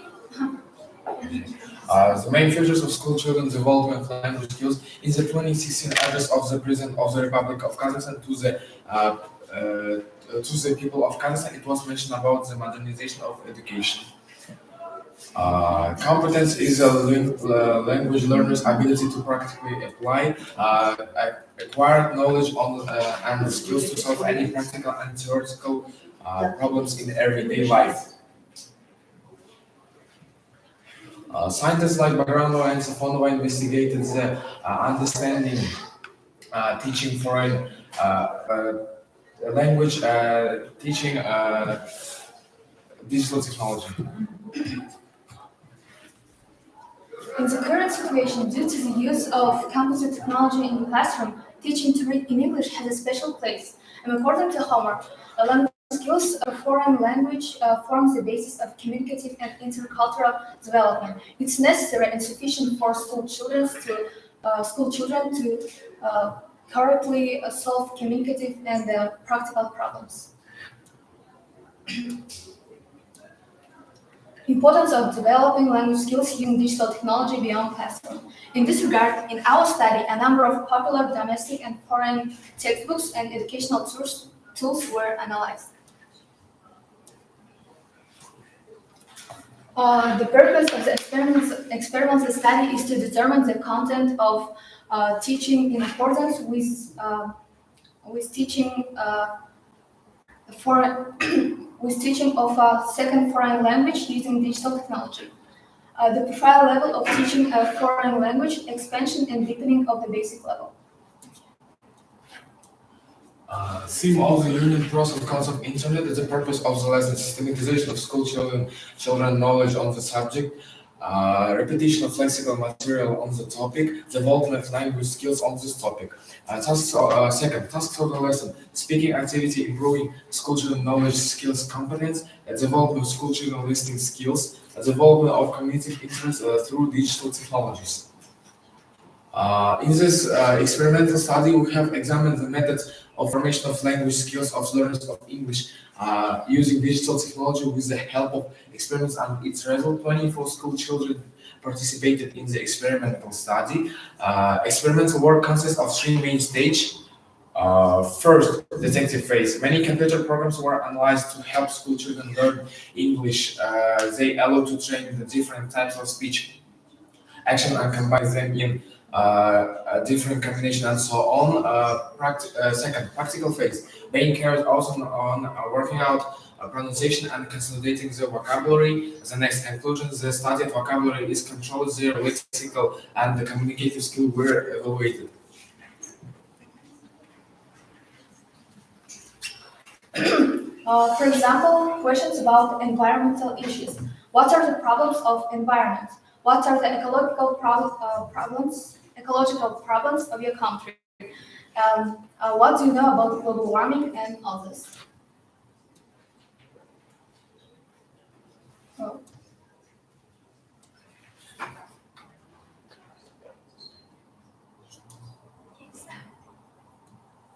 No.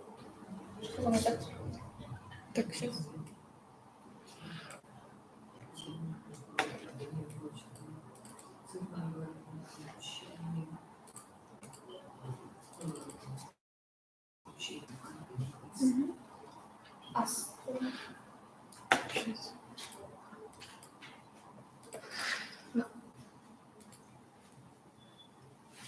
Келесі. No.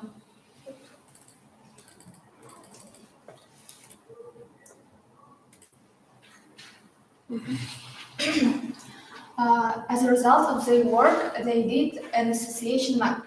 The first picture, association map. Next, school children can give them the task of creating an associagram. Create an associagram on the topic of global warming by writing lexical units. The second, for children to be creative.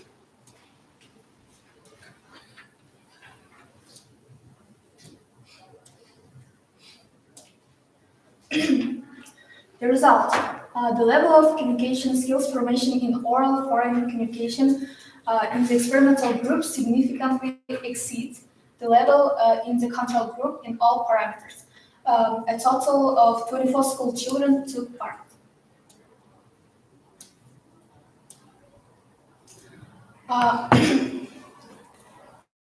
We conduct among ninth graders, and these questions were asked. Were asked questions such as, are you a regular media user and digital technology? Do pictures help while using digital technology, and others?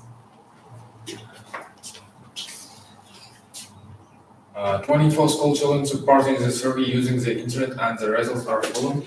Most of them are regular user. Least of them use the digital technology for listening and understanding. The function of digital technology in the learning process are defined. First, self-monitoring and training tools. Second, digital technology should be used as a tool for teaching English. In conclusion, research results in the development of cognitive language skills of school children with the help of digital technology remain relevant.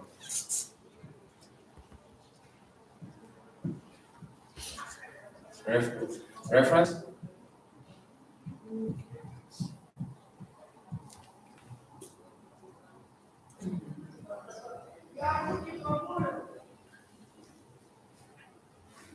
Okay, that's all, yes? Yes. Thank you for your attention. Thank you. So, can you return to the first slide? This First slide, slide. first, yes. Yes. No. First. Look, Ministry of Education and Science. It's wrong. Ministry of Science and Higher Education. Change it for the following your research work, okay? Okay. And the next question, you've told us about domestic scientists. Can you name them domestic scientists or researchers who deal with this topic? Sorry, I'm so nervous. Domestic Kazakhstani scientists. What? No. You mentioned them. I know, but I forgot because I'm so nervous. Okay. Thank you.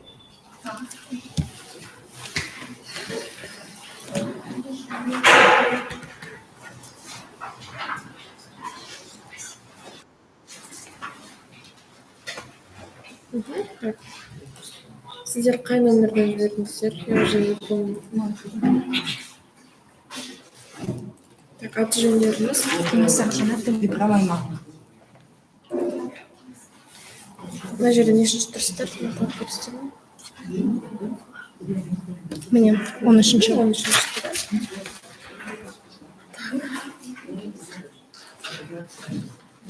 да?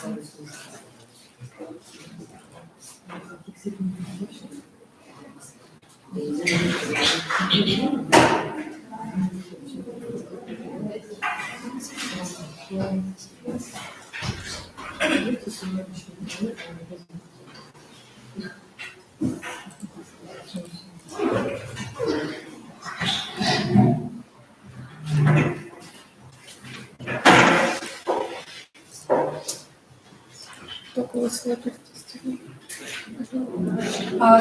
ме? Біз 39-шы мамандандырылған лицейдің 9-шы сынып оқушылары Кеңестің Жанат пен Ибраһим.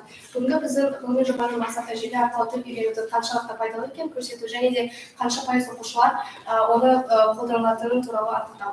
The subject of our project today is web-based language learning, and the purpose of our study is that we wanted to inform the readers about web-based technologies in their daily lives and also share with the results of our experiment. We will start with a theory part. And now, what is a web application? What is a web application? But firstly, I want to say that web-based learning a new language plays a vital role in education, and it allows us to acknowledge another nation's culture, history, traditions, and so on. We will be able to interact easily with the representatives of this nation, especially in 21st century, when we have a number of opportunities to keep in touch with anyone and anywhere through technologies. So, web-based language learning is a broad phrase for computer-assisted learning. So nowadays, it's important to understand what is meant by e-learning. It's era of technologies, and young people see no boundaries in learning something new. And also, nowadays, it's important to be intelligent and literate individual, because high intelligence. Also, we need to communicate with people because we live in a society. And what do we need to communicate with people? Language. There are plenty of ways learning a new language, becoming fluent in it. And in this work, we will explore different solutions. What is a web application? Web application is a computer program that is distributed via the internet and is kept on a remote server. Well, in our case, it's just a great opportunity to start learning a new language. We prepared an example. So let us view an example. We will compare two different applications that are aimed at language learning. The first, the one you see on the left side, is Алматы Courseware. It has a broader range of language-related courses, and it can be useful for you if you want to expand your knowledge beyond basics. What about the disadvantages? That there is not a lot. Site's navigation is somewhat inconsistent, which we don't really like. The next application is Duolingo. It's a well-known app, and according to the most users on the internet, it's one of the effective ways to start learning a new language. The visual design is simple and unobtrusive, which we like, but there is also some downsides, is that there is not a lot to purchase with the personalized currency.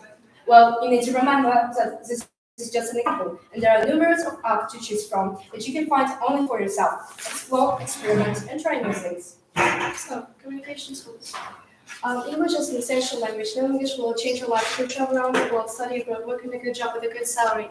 So it's a language that will open up your many possibilities. Nowadays, a lot of people want to study abroad, and as one of 53 countries speaking English, so we need to know English like we need air. First is audio chat. Join audio and talk about all sort of topics, culture, politics, and etc. Of course, in the beginning, we might have a lot of difficulties. We may not know the word or make mistakes in grammar, but we all make mistakes. No one is perfect. So whenever it's located, tell something, we have to listen carefully how you pronounce the words, what idioms and synonyms he uses, and take notes. So next is video chat. No. The previous video chat. It's similar to audio chat, but it had few differences. It's a lot of work talking about beautiful scenes with native speakers, and it's not hard to see why developing English language skills might be challenging. When we experience anxiety or maybe afraid that outsiders will judge us, language ways to point out our mistakes, and no matter how small it is. We can call our friends and who have good English or to our personal tutors. Nowadays, there are a lot of teachers with whom you can talk and improve your conversational speech. So the last one is text chat. There are multiple social networks, kind of Twitter, Instagram, and Facebook, where you can make friends with teenagers and have a nice chat with them.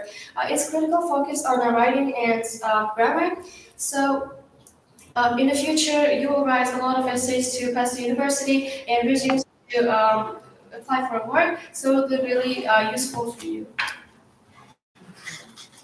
Now, let's talk about blogging. As Tom Forsky said, blogging is a communication mechanism handed to us by the long tail of the internet.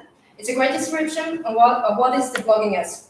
Most last 20th century focus portrayed blogging as a one-day activity of a small group of ardent users. Regardless, no one predicted a bright future for blogging.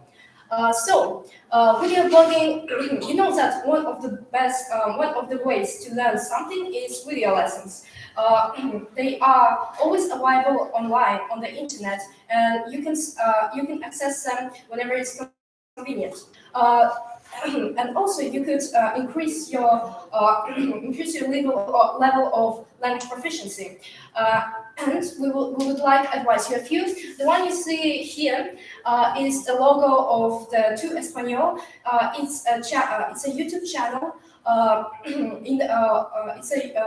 It's a channel that is on the YouTube platform, and there is Spanish language related courses.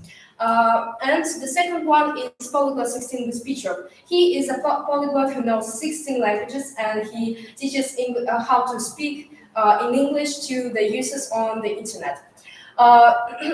Also, I want to say that we know several people who were studying through YouTube and were able to move to another country or apply to the foreign universities. So it's really possible, but you don't need to put everything on video lessons. So you need to search information for yourself. It's also important. If you do not intern yourself, then you will not succeed. Audio blogging is also important because it's also on the list of most effective ways to learn a language. The different teachers, tutors, and polyglots record their speech and also record audio lessons which you can access on the internet. Podcasting is one kind of broadcasting, and some people state that podcasting and audio blogging are different, and which is true. And because podcasting is like a series of different audios, meanwhile audio blogging can be accessed only on the blogs. Next. Kurtulski said, foreign languages are beautiful when you don't understand them. When we hear other people talking in different languages, it seems really amazing and we want to learn it. And we think that we can learn this language in 1 or 2 years. But in fact, when we begin to learn it, we realize that it's not easy as it sounds. We go to the practical part. As I mentioned before, we conducted an experiment among the students. The participants were at age 13 to 14 in 8th and 9th grade. And the survey consisted of 4 questions. The first question is, do you use any web platforms for learning languages? The first task was to determine how many students use web platforms for learning a foreign language. As you can see, 20 students replied yes, which is 66.7%. And other 10 students replied no, which is 30%. And 1 student chose the variant other, which is only 3.3%. As you can see, not all of the students use web platforms to learn a foreign language.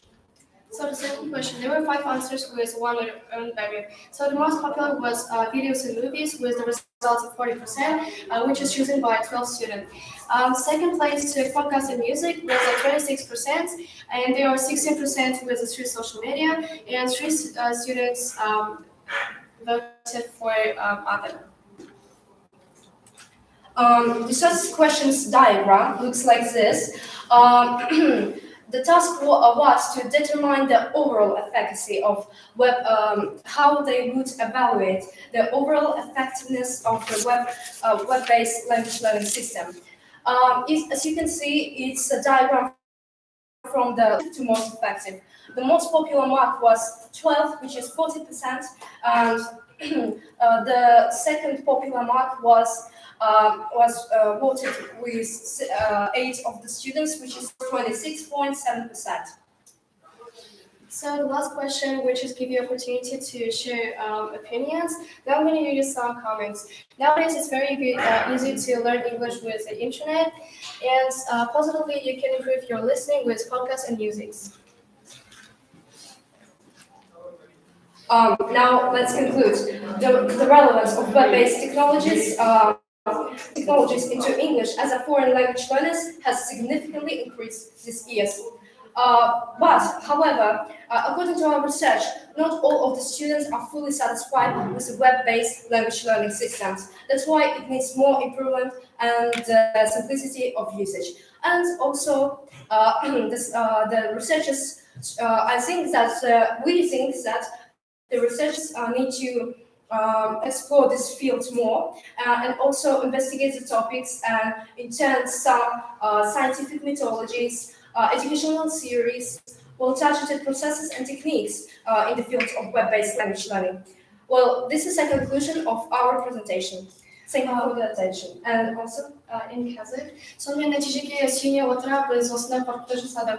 Әртүрлі веб-платформалар мен сайттарға одан әрі эффективті болу үшін біз тағы да жаңа материалдар мен форумдарды қосуымыз керек. Себебі оқушыларды желі арқылы тіл үйрену әлі де толығымен қанағаттандырмайды.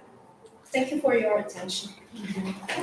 Totally agree with your last sentence that you should include the domestic scientists into your research. What? Domestic scientists, you should include into your research. It's obligatory and determine. Oh, sorry. I mispronounced. Slip of the tongue. Yes. Okay, good. I'm sorry. Thank you.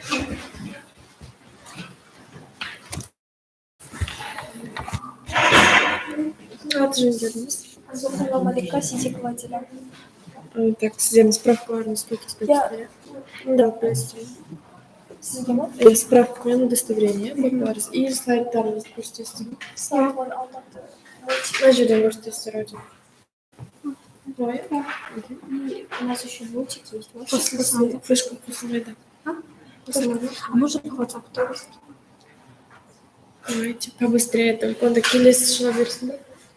Ладно, хотя вверх қойыңыздар, ладно, күтетірек. Шыға беріңіздер, біз сосын мультикті шығартамыз.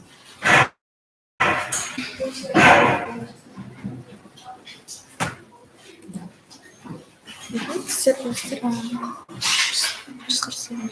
Аты жөндеріңіз керек. Аты келді. Кәне көп түспен ана жерде.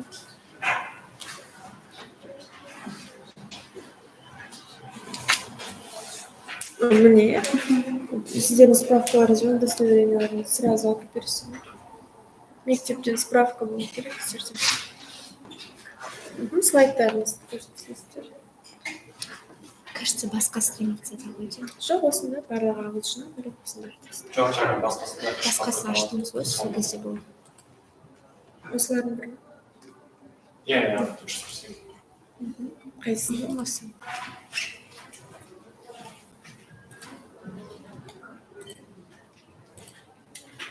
So, hello everybody. We are students from the 148 School Gymnasium, and my name is Алматы Дарыны. My name is Melis Bayhan, and we are Алматы Darıны School students. So, today's project topic is Bread is Stuff of Life. Aim of our project is Our aims for this project is understanding the value of food, not throwing away food, and supporting the methods of veganism. Also, composition of the food you eat and a new mobile application using mobile. Let's take a look at an example. An expensive car, Mercedes. Of course, you would put the highest quality of the gas. And the next car, it's our body. So what gas you would put in yourself and in what extent do you value your body? So today's practical work is healthy diet, new idea of facility, food diversity, and our TEDx talk concept promotion. Proper nutrition is key to health, but not everyone perceives this seriously. Over the past 100 years, our dish changed beyond recognition. Thanks to the gastronomic revolution, our food became easier to prepare, but it became difficult to stop. So all of us know that balanced diet, healthy nutrition is important, but our inquiry shows that versus it could be unlike.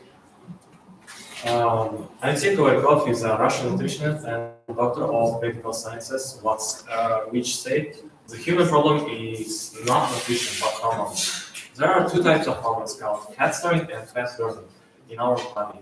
If a person has more of one hormone than other, then that person will gain weight, or on the contrary, lose a lot of weight. So the next main thing is the psychology and the food. We have the tiny connection between our brain, mental problems, and the food. In the contemporary world nowadays, people could be stressed by the daily life, and the majority of people have the food addiction, obesity, eating disorders, or maybe anorexia. It came from the idealized and healthy lifestyle. We should be more realist than idealist, because kind of thoughts came from the social media's effect, because social media is mostly distributing the false facts about the nutrition or just other ideas which just could be more versus detrimental for us. We should be more conscious for our nutrition, so we're sharing our idea about the food composition detection apps. So privileges of kind of app is understanding the composition of the food, the appropriate for calorie information. So it's kind of app, it could be the good facility for the people who have the intolerance for some type of the food or maybe allergic. So as I mentioned before, social media could affect on us in the bad way. So for example, our research about dairy industry. For example, milk industry has more darker tests than we know. Researchers has linked that milk increasing the risks like the cancer, heart disease, and obesity and the artificial diabetes. So that's why we should expand daily view about the food diversity. Because nowadays we have so many facilities to use it. For example, the full production of the product. Even our rice can be used a lot of different ways, like making a flour, making a rare type of oil, or lactose-free milk, which is really good for people who have lactose intolerance. The pivotal thing of kind of full production is use resources as much possible without the residuizing the wasting of the food. So we're bringing the veganism movement. Have you ever heard about it? Veganism is the movement. Veganism is a movement which started with this anarchist group in the bigger street theaters in San Francisco in the 1960s. So veganism is not about kind of garbage, because there is a phrase which could be translated literally as the diving in the garbage can. But in fact, veganism movement is about minimizing the usage of our resources and caring about our environment. So that ideology denies the principle of consumption and helps to our entire world without wasting the food. It could be impossible nowadays for some people, but we researched that it's pretty possible because this is already practicing in our city. For example, supermarket called Stolichny is located in Алматы, Darыны State.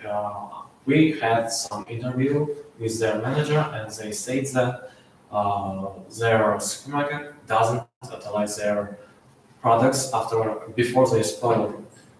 They donate it for people who cannot afford it. So Also, after our researches, we make the works like the TED Talks concept clubs and the school canteen researching. We've made the every month TED Talks clubs for the people and the experts, where we're sharing about our ideas, like environmental problems, maybe psychology, where the students can share their idea, their. Also, we made some ideas about our canteen and other school canteens, like starting baking, using fried food and using vegetables. So we've altered our school menu canteen and also did some analysis. According to this chart, you can see that mostly our students has normal weight and they are have a good hormone balance so that they can eat anything they want, but usually they eat proper nutrition.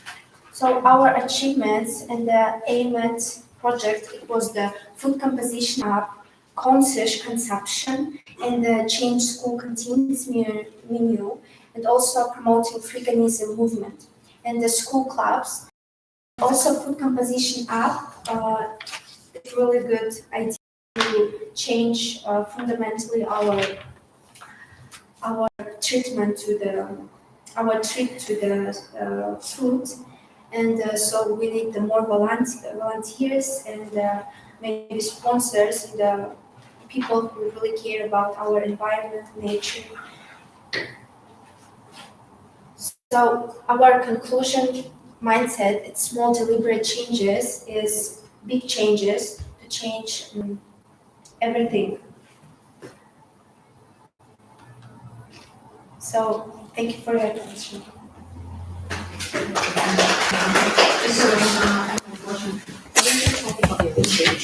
One slide with the presentation. It's about food and proper nutrition.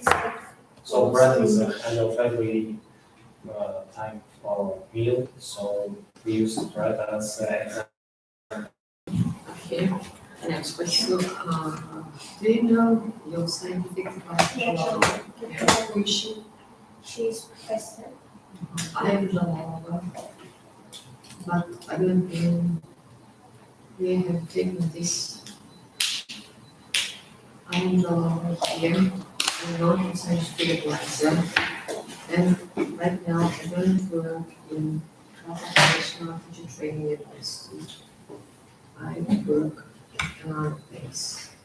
And here you have shown Jalala, but here we have a group of another person. That's it. We work with the teachers and also with the information. Okay, this information for you. The teacher. I'm Jalala. Yeah. But here, you say another review. Okay? Okay. Thank you.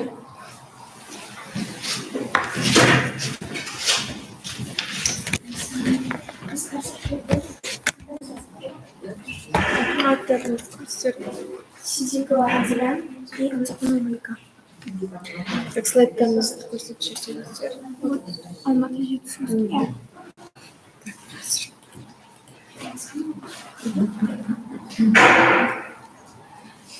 Can we start?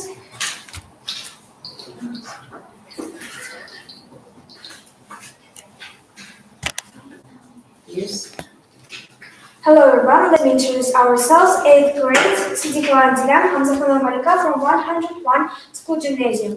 The theme of our scientific project is learning English through cartoons. Annotation. The main goal of teaching English in general education school is the formation of optimal competences, allow the goals of education, development, education, education are fulfilled while fulfilling the main goal. Learning English is not easy, and there are several education platforms that help school-age children learn English. However, the project will study and analyze the benefits of English cartoons that depends on the children's speech. Relevance of the research. The main purpose of teaching English is education and development of students' communicative culture, practical teaching of English. The purpose of the study: to create conditions for students to learn English in a practical way through English cartoons, to directly choose the teaching methods that will be the basis for increasing activity of each student. Early learning of foreign language is the basis of an intuitive and practical approach from birth to school. Preschool age is most effective age to start learning a foreign language. If an adult learns a foreign language, it's not proof that he can teach others. When children study with unnecessary programs, that children may hate a foreign language and lose their opportunities.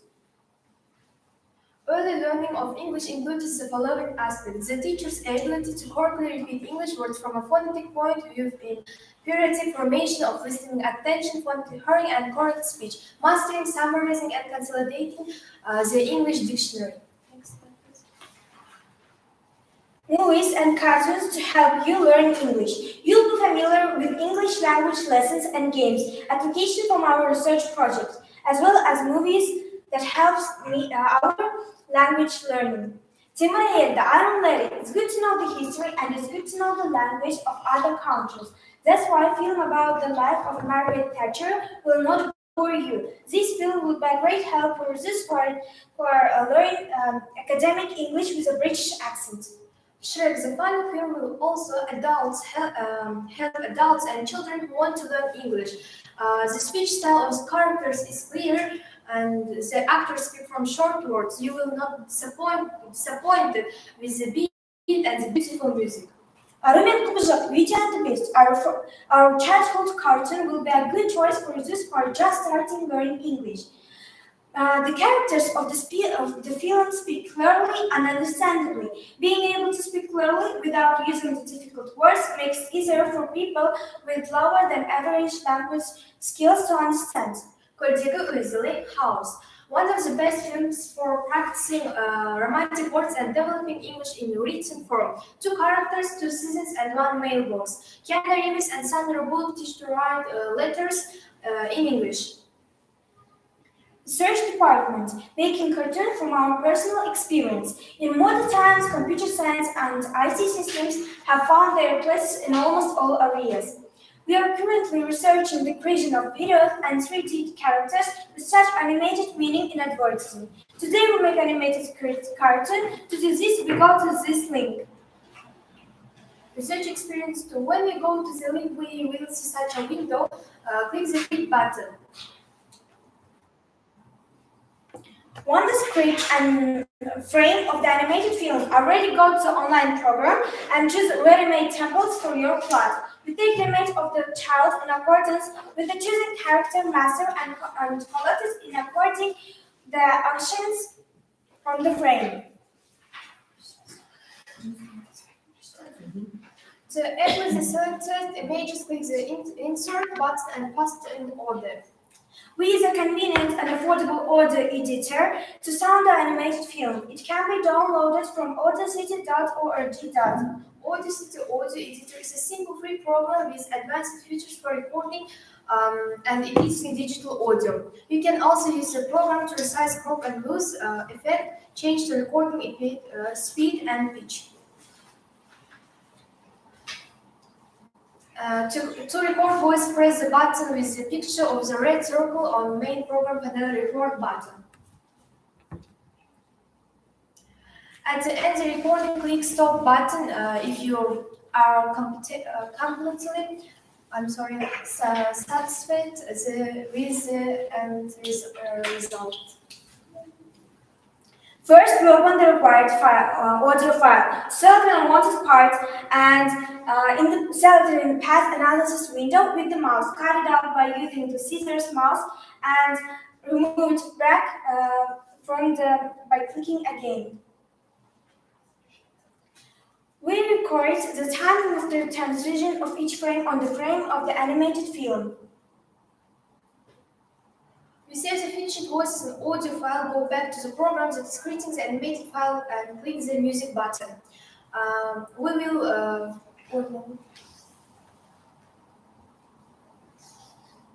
The next step is to save the finished animated film. Click Preview to save and click Preview on the page that opens. The animated film is rendered and exported. When the film is exported, we click My Videos and save to our computer by clicking Download. As a result of, first, students can translate from English to Kazakh while working in the groups and can watching English cartoons. Second, students work independently. Third, in the English class, students were able to speak and search on their own. Conclusion, summing up the research, it was found that cartoons in English allow the children learn English. We have done a comparative study to use of various interesting programs in learning English. Our supervisor and we created an animated series based on the storyline of our own imagination called Project Dreamer. Proposal of a research project, a collection of cartoons in Kazakh version in 3D format for animation, establishment of English language cartoon companies in Kazakhstan. Thank you for your attention. But now we have our animated film.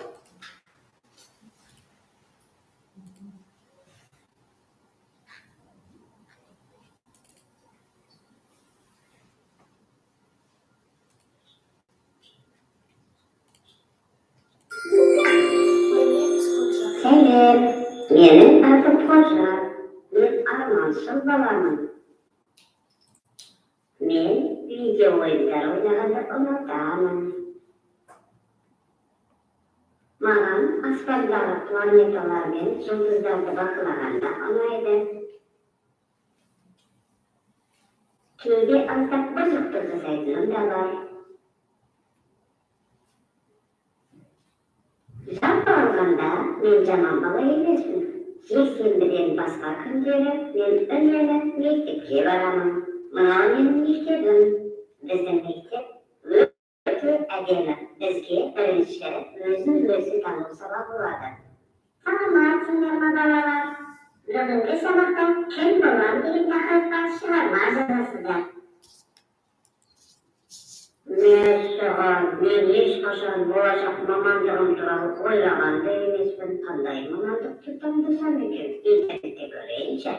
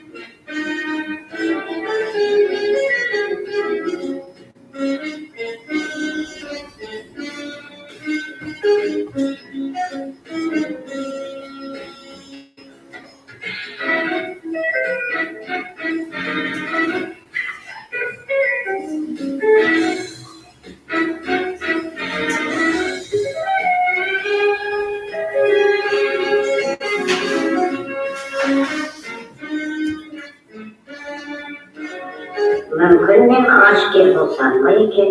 Егер мен планеталар арасында адасып кетсем, анам мені ешқашан таба алмай қалар ғой. Ал егер мен құрылысшы болсам ше, жаман емес. Мен биік үйлер саламын. Жоқ, мен биіктен қорқамын ғой. Сыныптағы ең жылдам жүгіретін менмін. Мен футболшы болармын.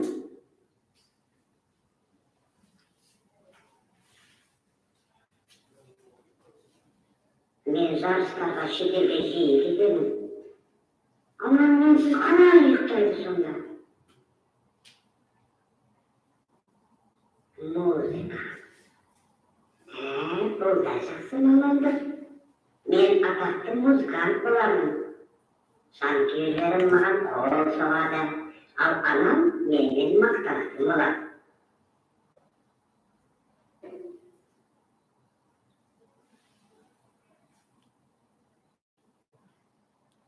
Мен кім болатынын енді таптым. Мен аспаз боламын. Өз мейрамханамды ашамын. О, Құдайым-ай, мен тамақ жасауды мүлдем білмейді екенмін ғой. Не істесем екен? Мамандық таңдау соншалықты қиын болады деп ойламаппын.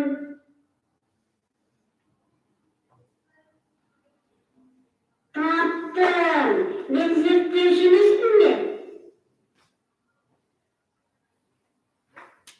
Ғылым қоғамдануын қозғаушы күші дейді.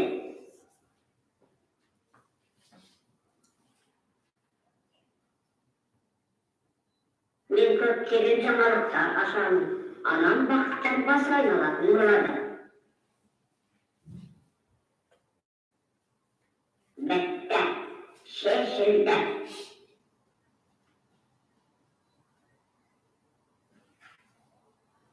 Thanks for your attention. So, do you have any questions? Only pronunciation, I think, not following, but following, not correctly, but not proposal, minor pronunciation. Have you created this cartoon by yourselves? Yeah, with our supervisor, our teacher, and Supervisor. yes, supervisor. I'm sorry. And it was at the site that we saved at our project. Okay, so these are some 17 minor minutes mistakes. instead of 10. Some minor mistakes, comic kind of, yeah, also kind of comic. Yeah, and also you can learn nowadays translate into Kazakh. In Kazakh, this is, internet is, good listener. Iron Lady is not a cartoon. Yes. And the last film with Keanu Reeves is not a cartoon too. They were included into your presentation. Yeah. Okay, thank Thank you.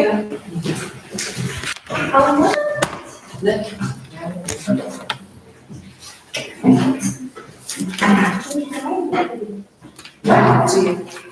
Atışıyorsunuz neredesin?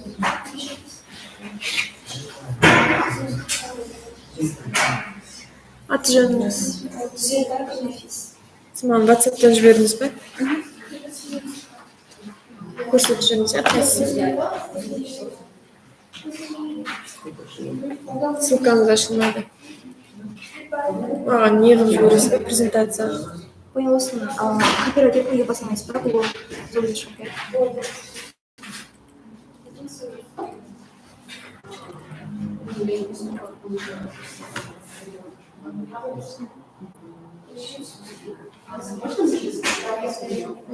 Thank you.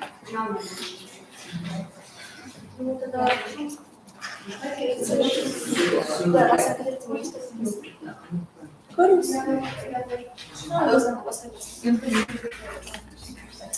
Good morning, dear judges and participants. My name is Silva Vinetris, and I'm a grade student from gymnasium number 62. Well, my science project topic is learning English through reading fiction. Well, the question like why I have chosen this topic and what is the relevance of this topic, what was my purposes of that topic or of that project, we're going to know in my project.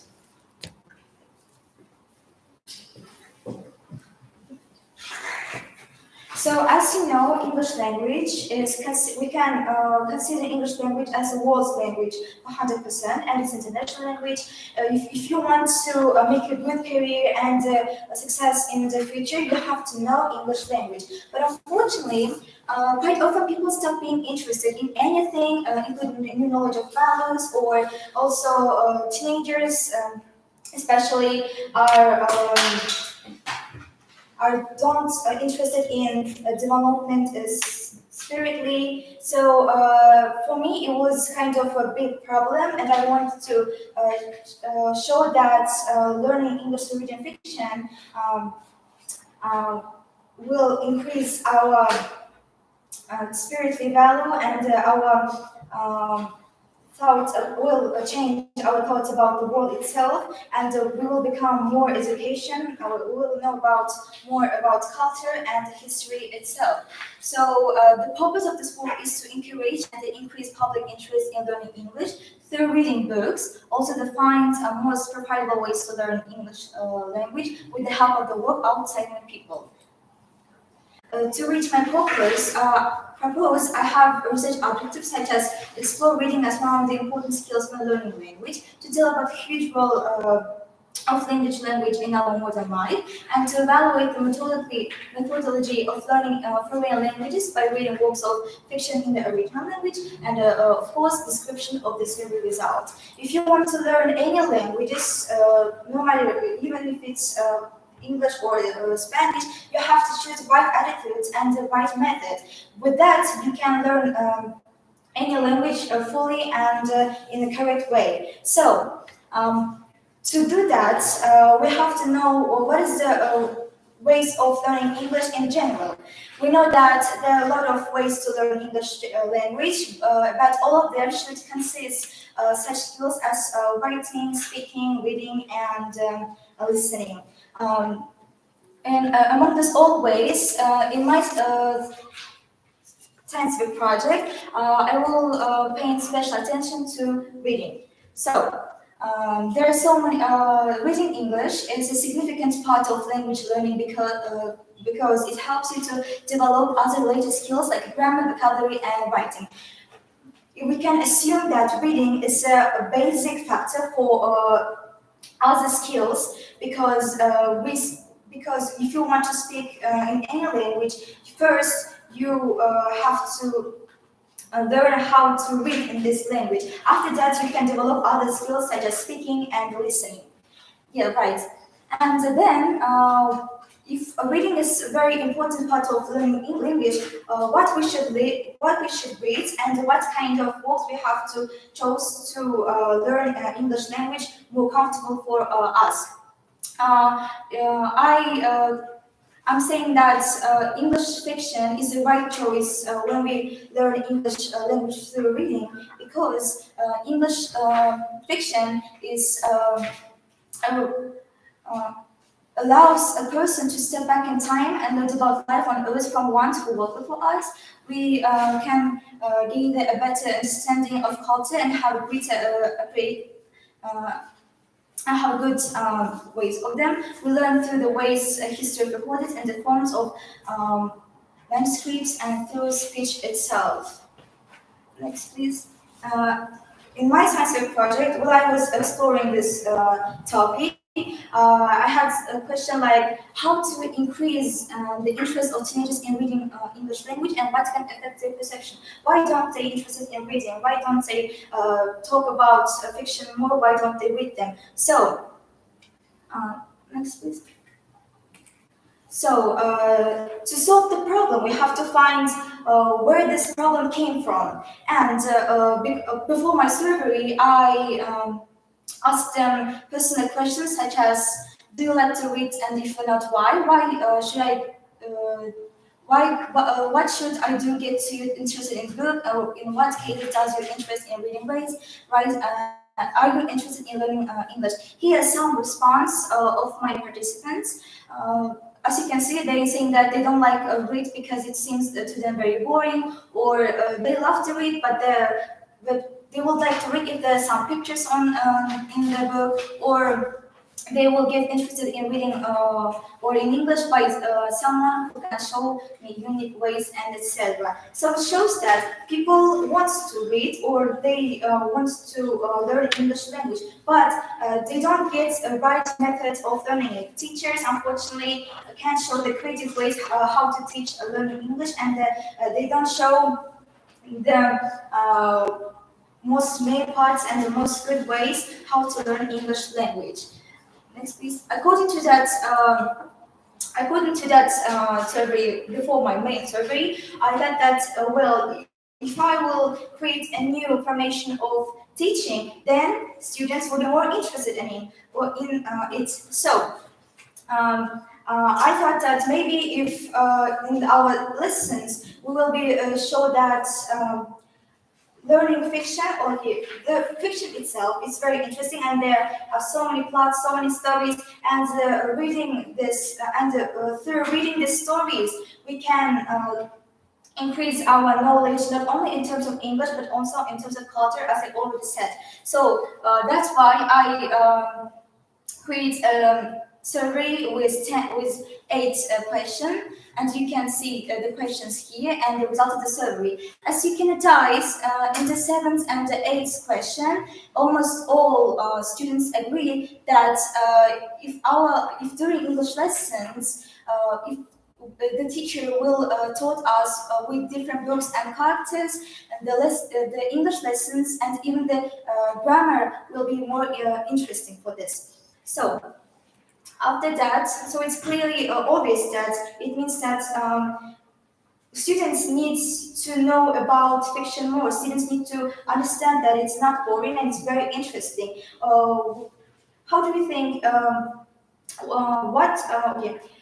The movie ideas, where are they came from? From the books in the majority of situations, right?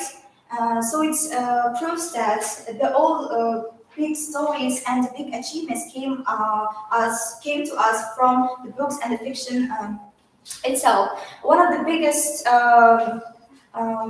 biggest famous playwright is William Shakespeare. He is, I think that all of us know about Shakespeare, but even though we know about Shakespeare, we don't know about their works. We don't know about why we consider Shakespeare as one of the most greatest playwrights. So, and when I thought about the idea of mini theater or book trailers or showing the plots of English fiction to the students, it's the first who came to our mind is Shakespeare, because even now we can see his plays on our theaters, and the upper generation always consider theater as the main part of cultural development. So yeah, Shakespeare. I always said that he has a big contribution to English fiction. Yes. So, I thought that I want to say that there are a lot of authors in English fiction, but to learn how to learn English language through reading, we have to first choose the right. We have to choose the works of authors which can relate for us. I mean, if my level is intermediate, I obviously can't read the works for the level C1. So that's why I compare my English, the text from our English book, and with the work of Shakespeare, Hamlet. Student says that during English lessons, they not always understand a segment which our English books give us. But when I show them the work of Shakespeare, Hamlet, they think that surprisingly it was much better and it was much easier to understand, because now we have a variety of Shakespeare works that can help us to increase our English fiction education. Now you can see one of the examples that I gave to my survey participants. In the end, we have some tasks that are really that were really interesting for my participants, and why I would like to tell you about this more. Can you the previous one, the 9th one? Yeah, right. So as you can see, when I gave them 2 tests in my survey, first I let them read the test name called Silk Road, and the second I let them read the first 3 pages of Hamlet. So after that, my participants said that They were quite. It was quite easy for them, so that's why they wanted to continue to read this work. 32 participants began to learn English by reading literature and taking notes. 26 of participants read at least one book of classics at that time after experiment. As example, I can call that three among the five students. They were my friends. They have read the Jane Austen's work called Pride and Prejudice. I'm sorry, Prejudice. Prejudice, yes. And the 22% of the participants learned about Shakespeare and about the language in principle. Why? Because I gave them the book, and after that, of course, they will know about Shakespeare more and what kind of works he wrote. So the 20% of the participants become interested in culture in general because they found some interesting facts about 18th century in my work. So the practical value of this work. Can you move to the next slide? The practical.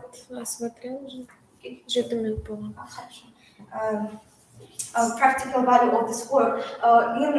The Kazakh schools have extra lessons, right, about English language, and in this extra lessons we learn about grammar more deeply. But the half of students don't interested in this lessons at all. And even though our teacher gives us some different types of tasks and they teach us grammar more in a different way, they still don't get interested in it. So, but when I asked them how about to add some mini theater shows on our lessons, they totally agreed that they will be more interested in it.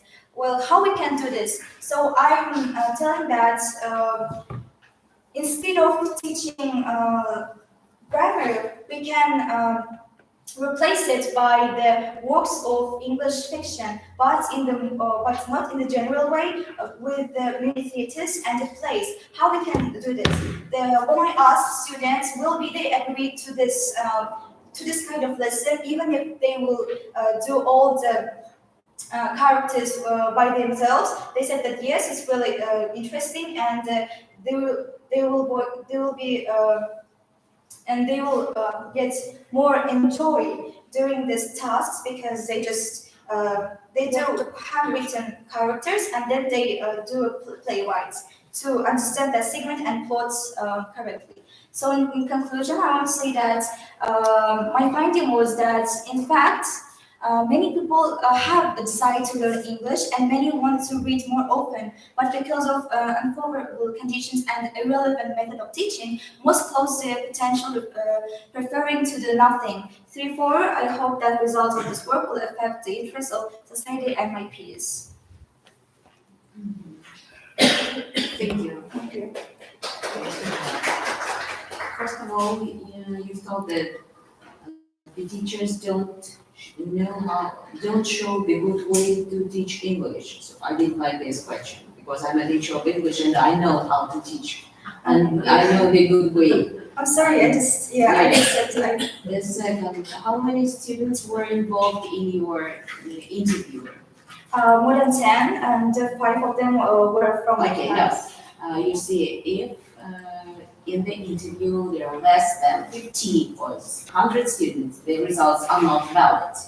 Think about it for your future experiments, okay? Then next, what about, so I think you know that bilateral study is divided into 3 substyles, yes? Drama, drama, fiction, and drama, fiction, word. But Shakespeare is not fiction, if I'm not mistaken, yes? Shakespeare, And prose, yes. Drama, prose, and fiction. Shakespeare is drama, not fiction, actually.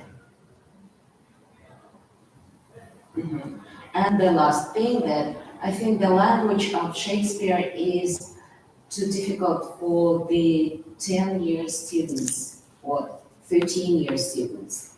And I think it will be very difficult to get them involved in learning English. starting with Shakespeare. It's my point of view.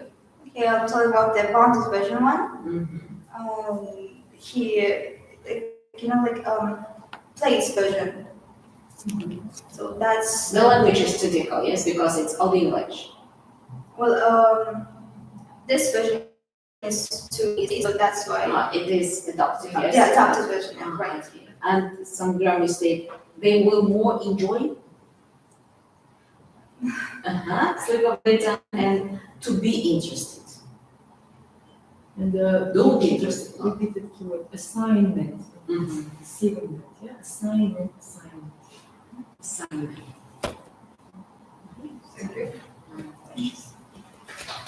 Thank you.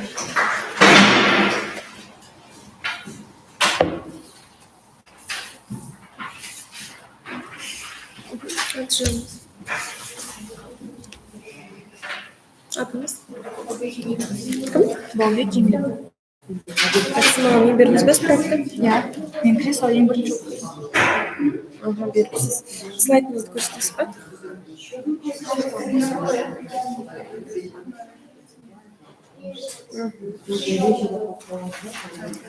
Осы ма? Қараңызшы. Дұрыс па?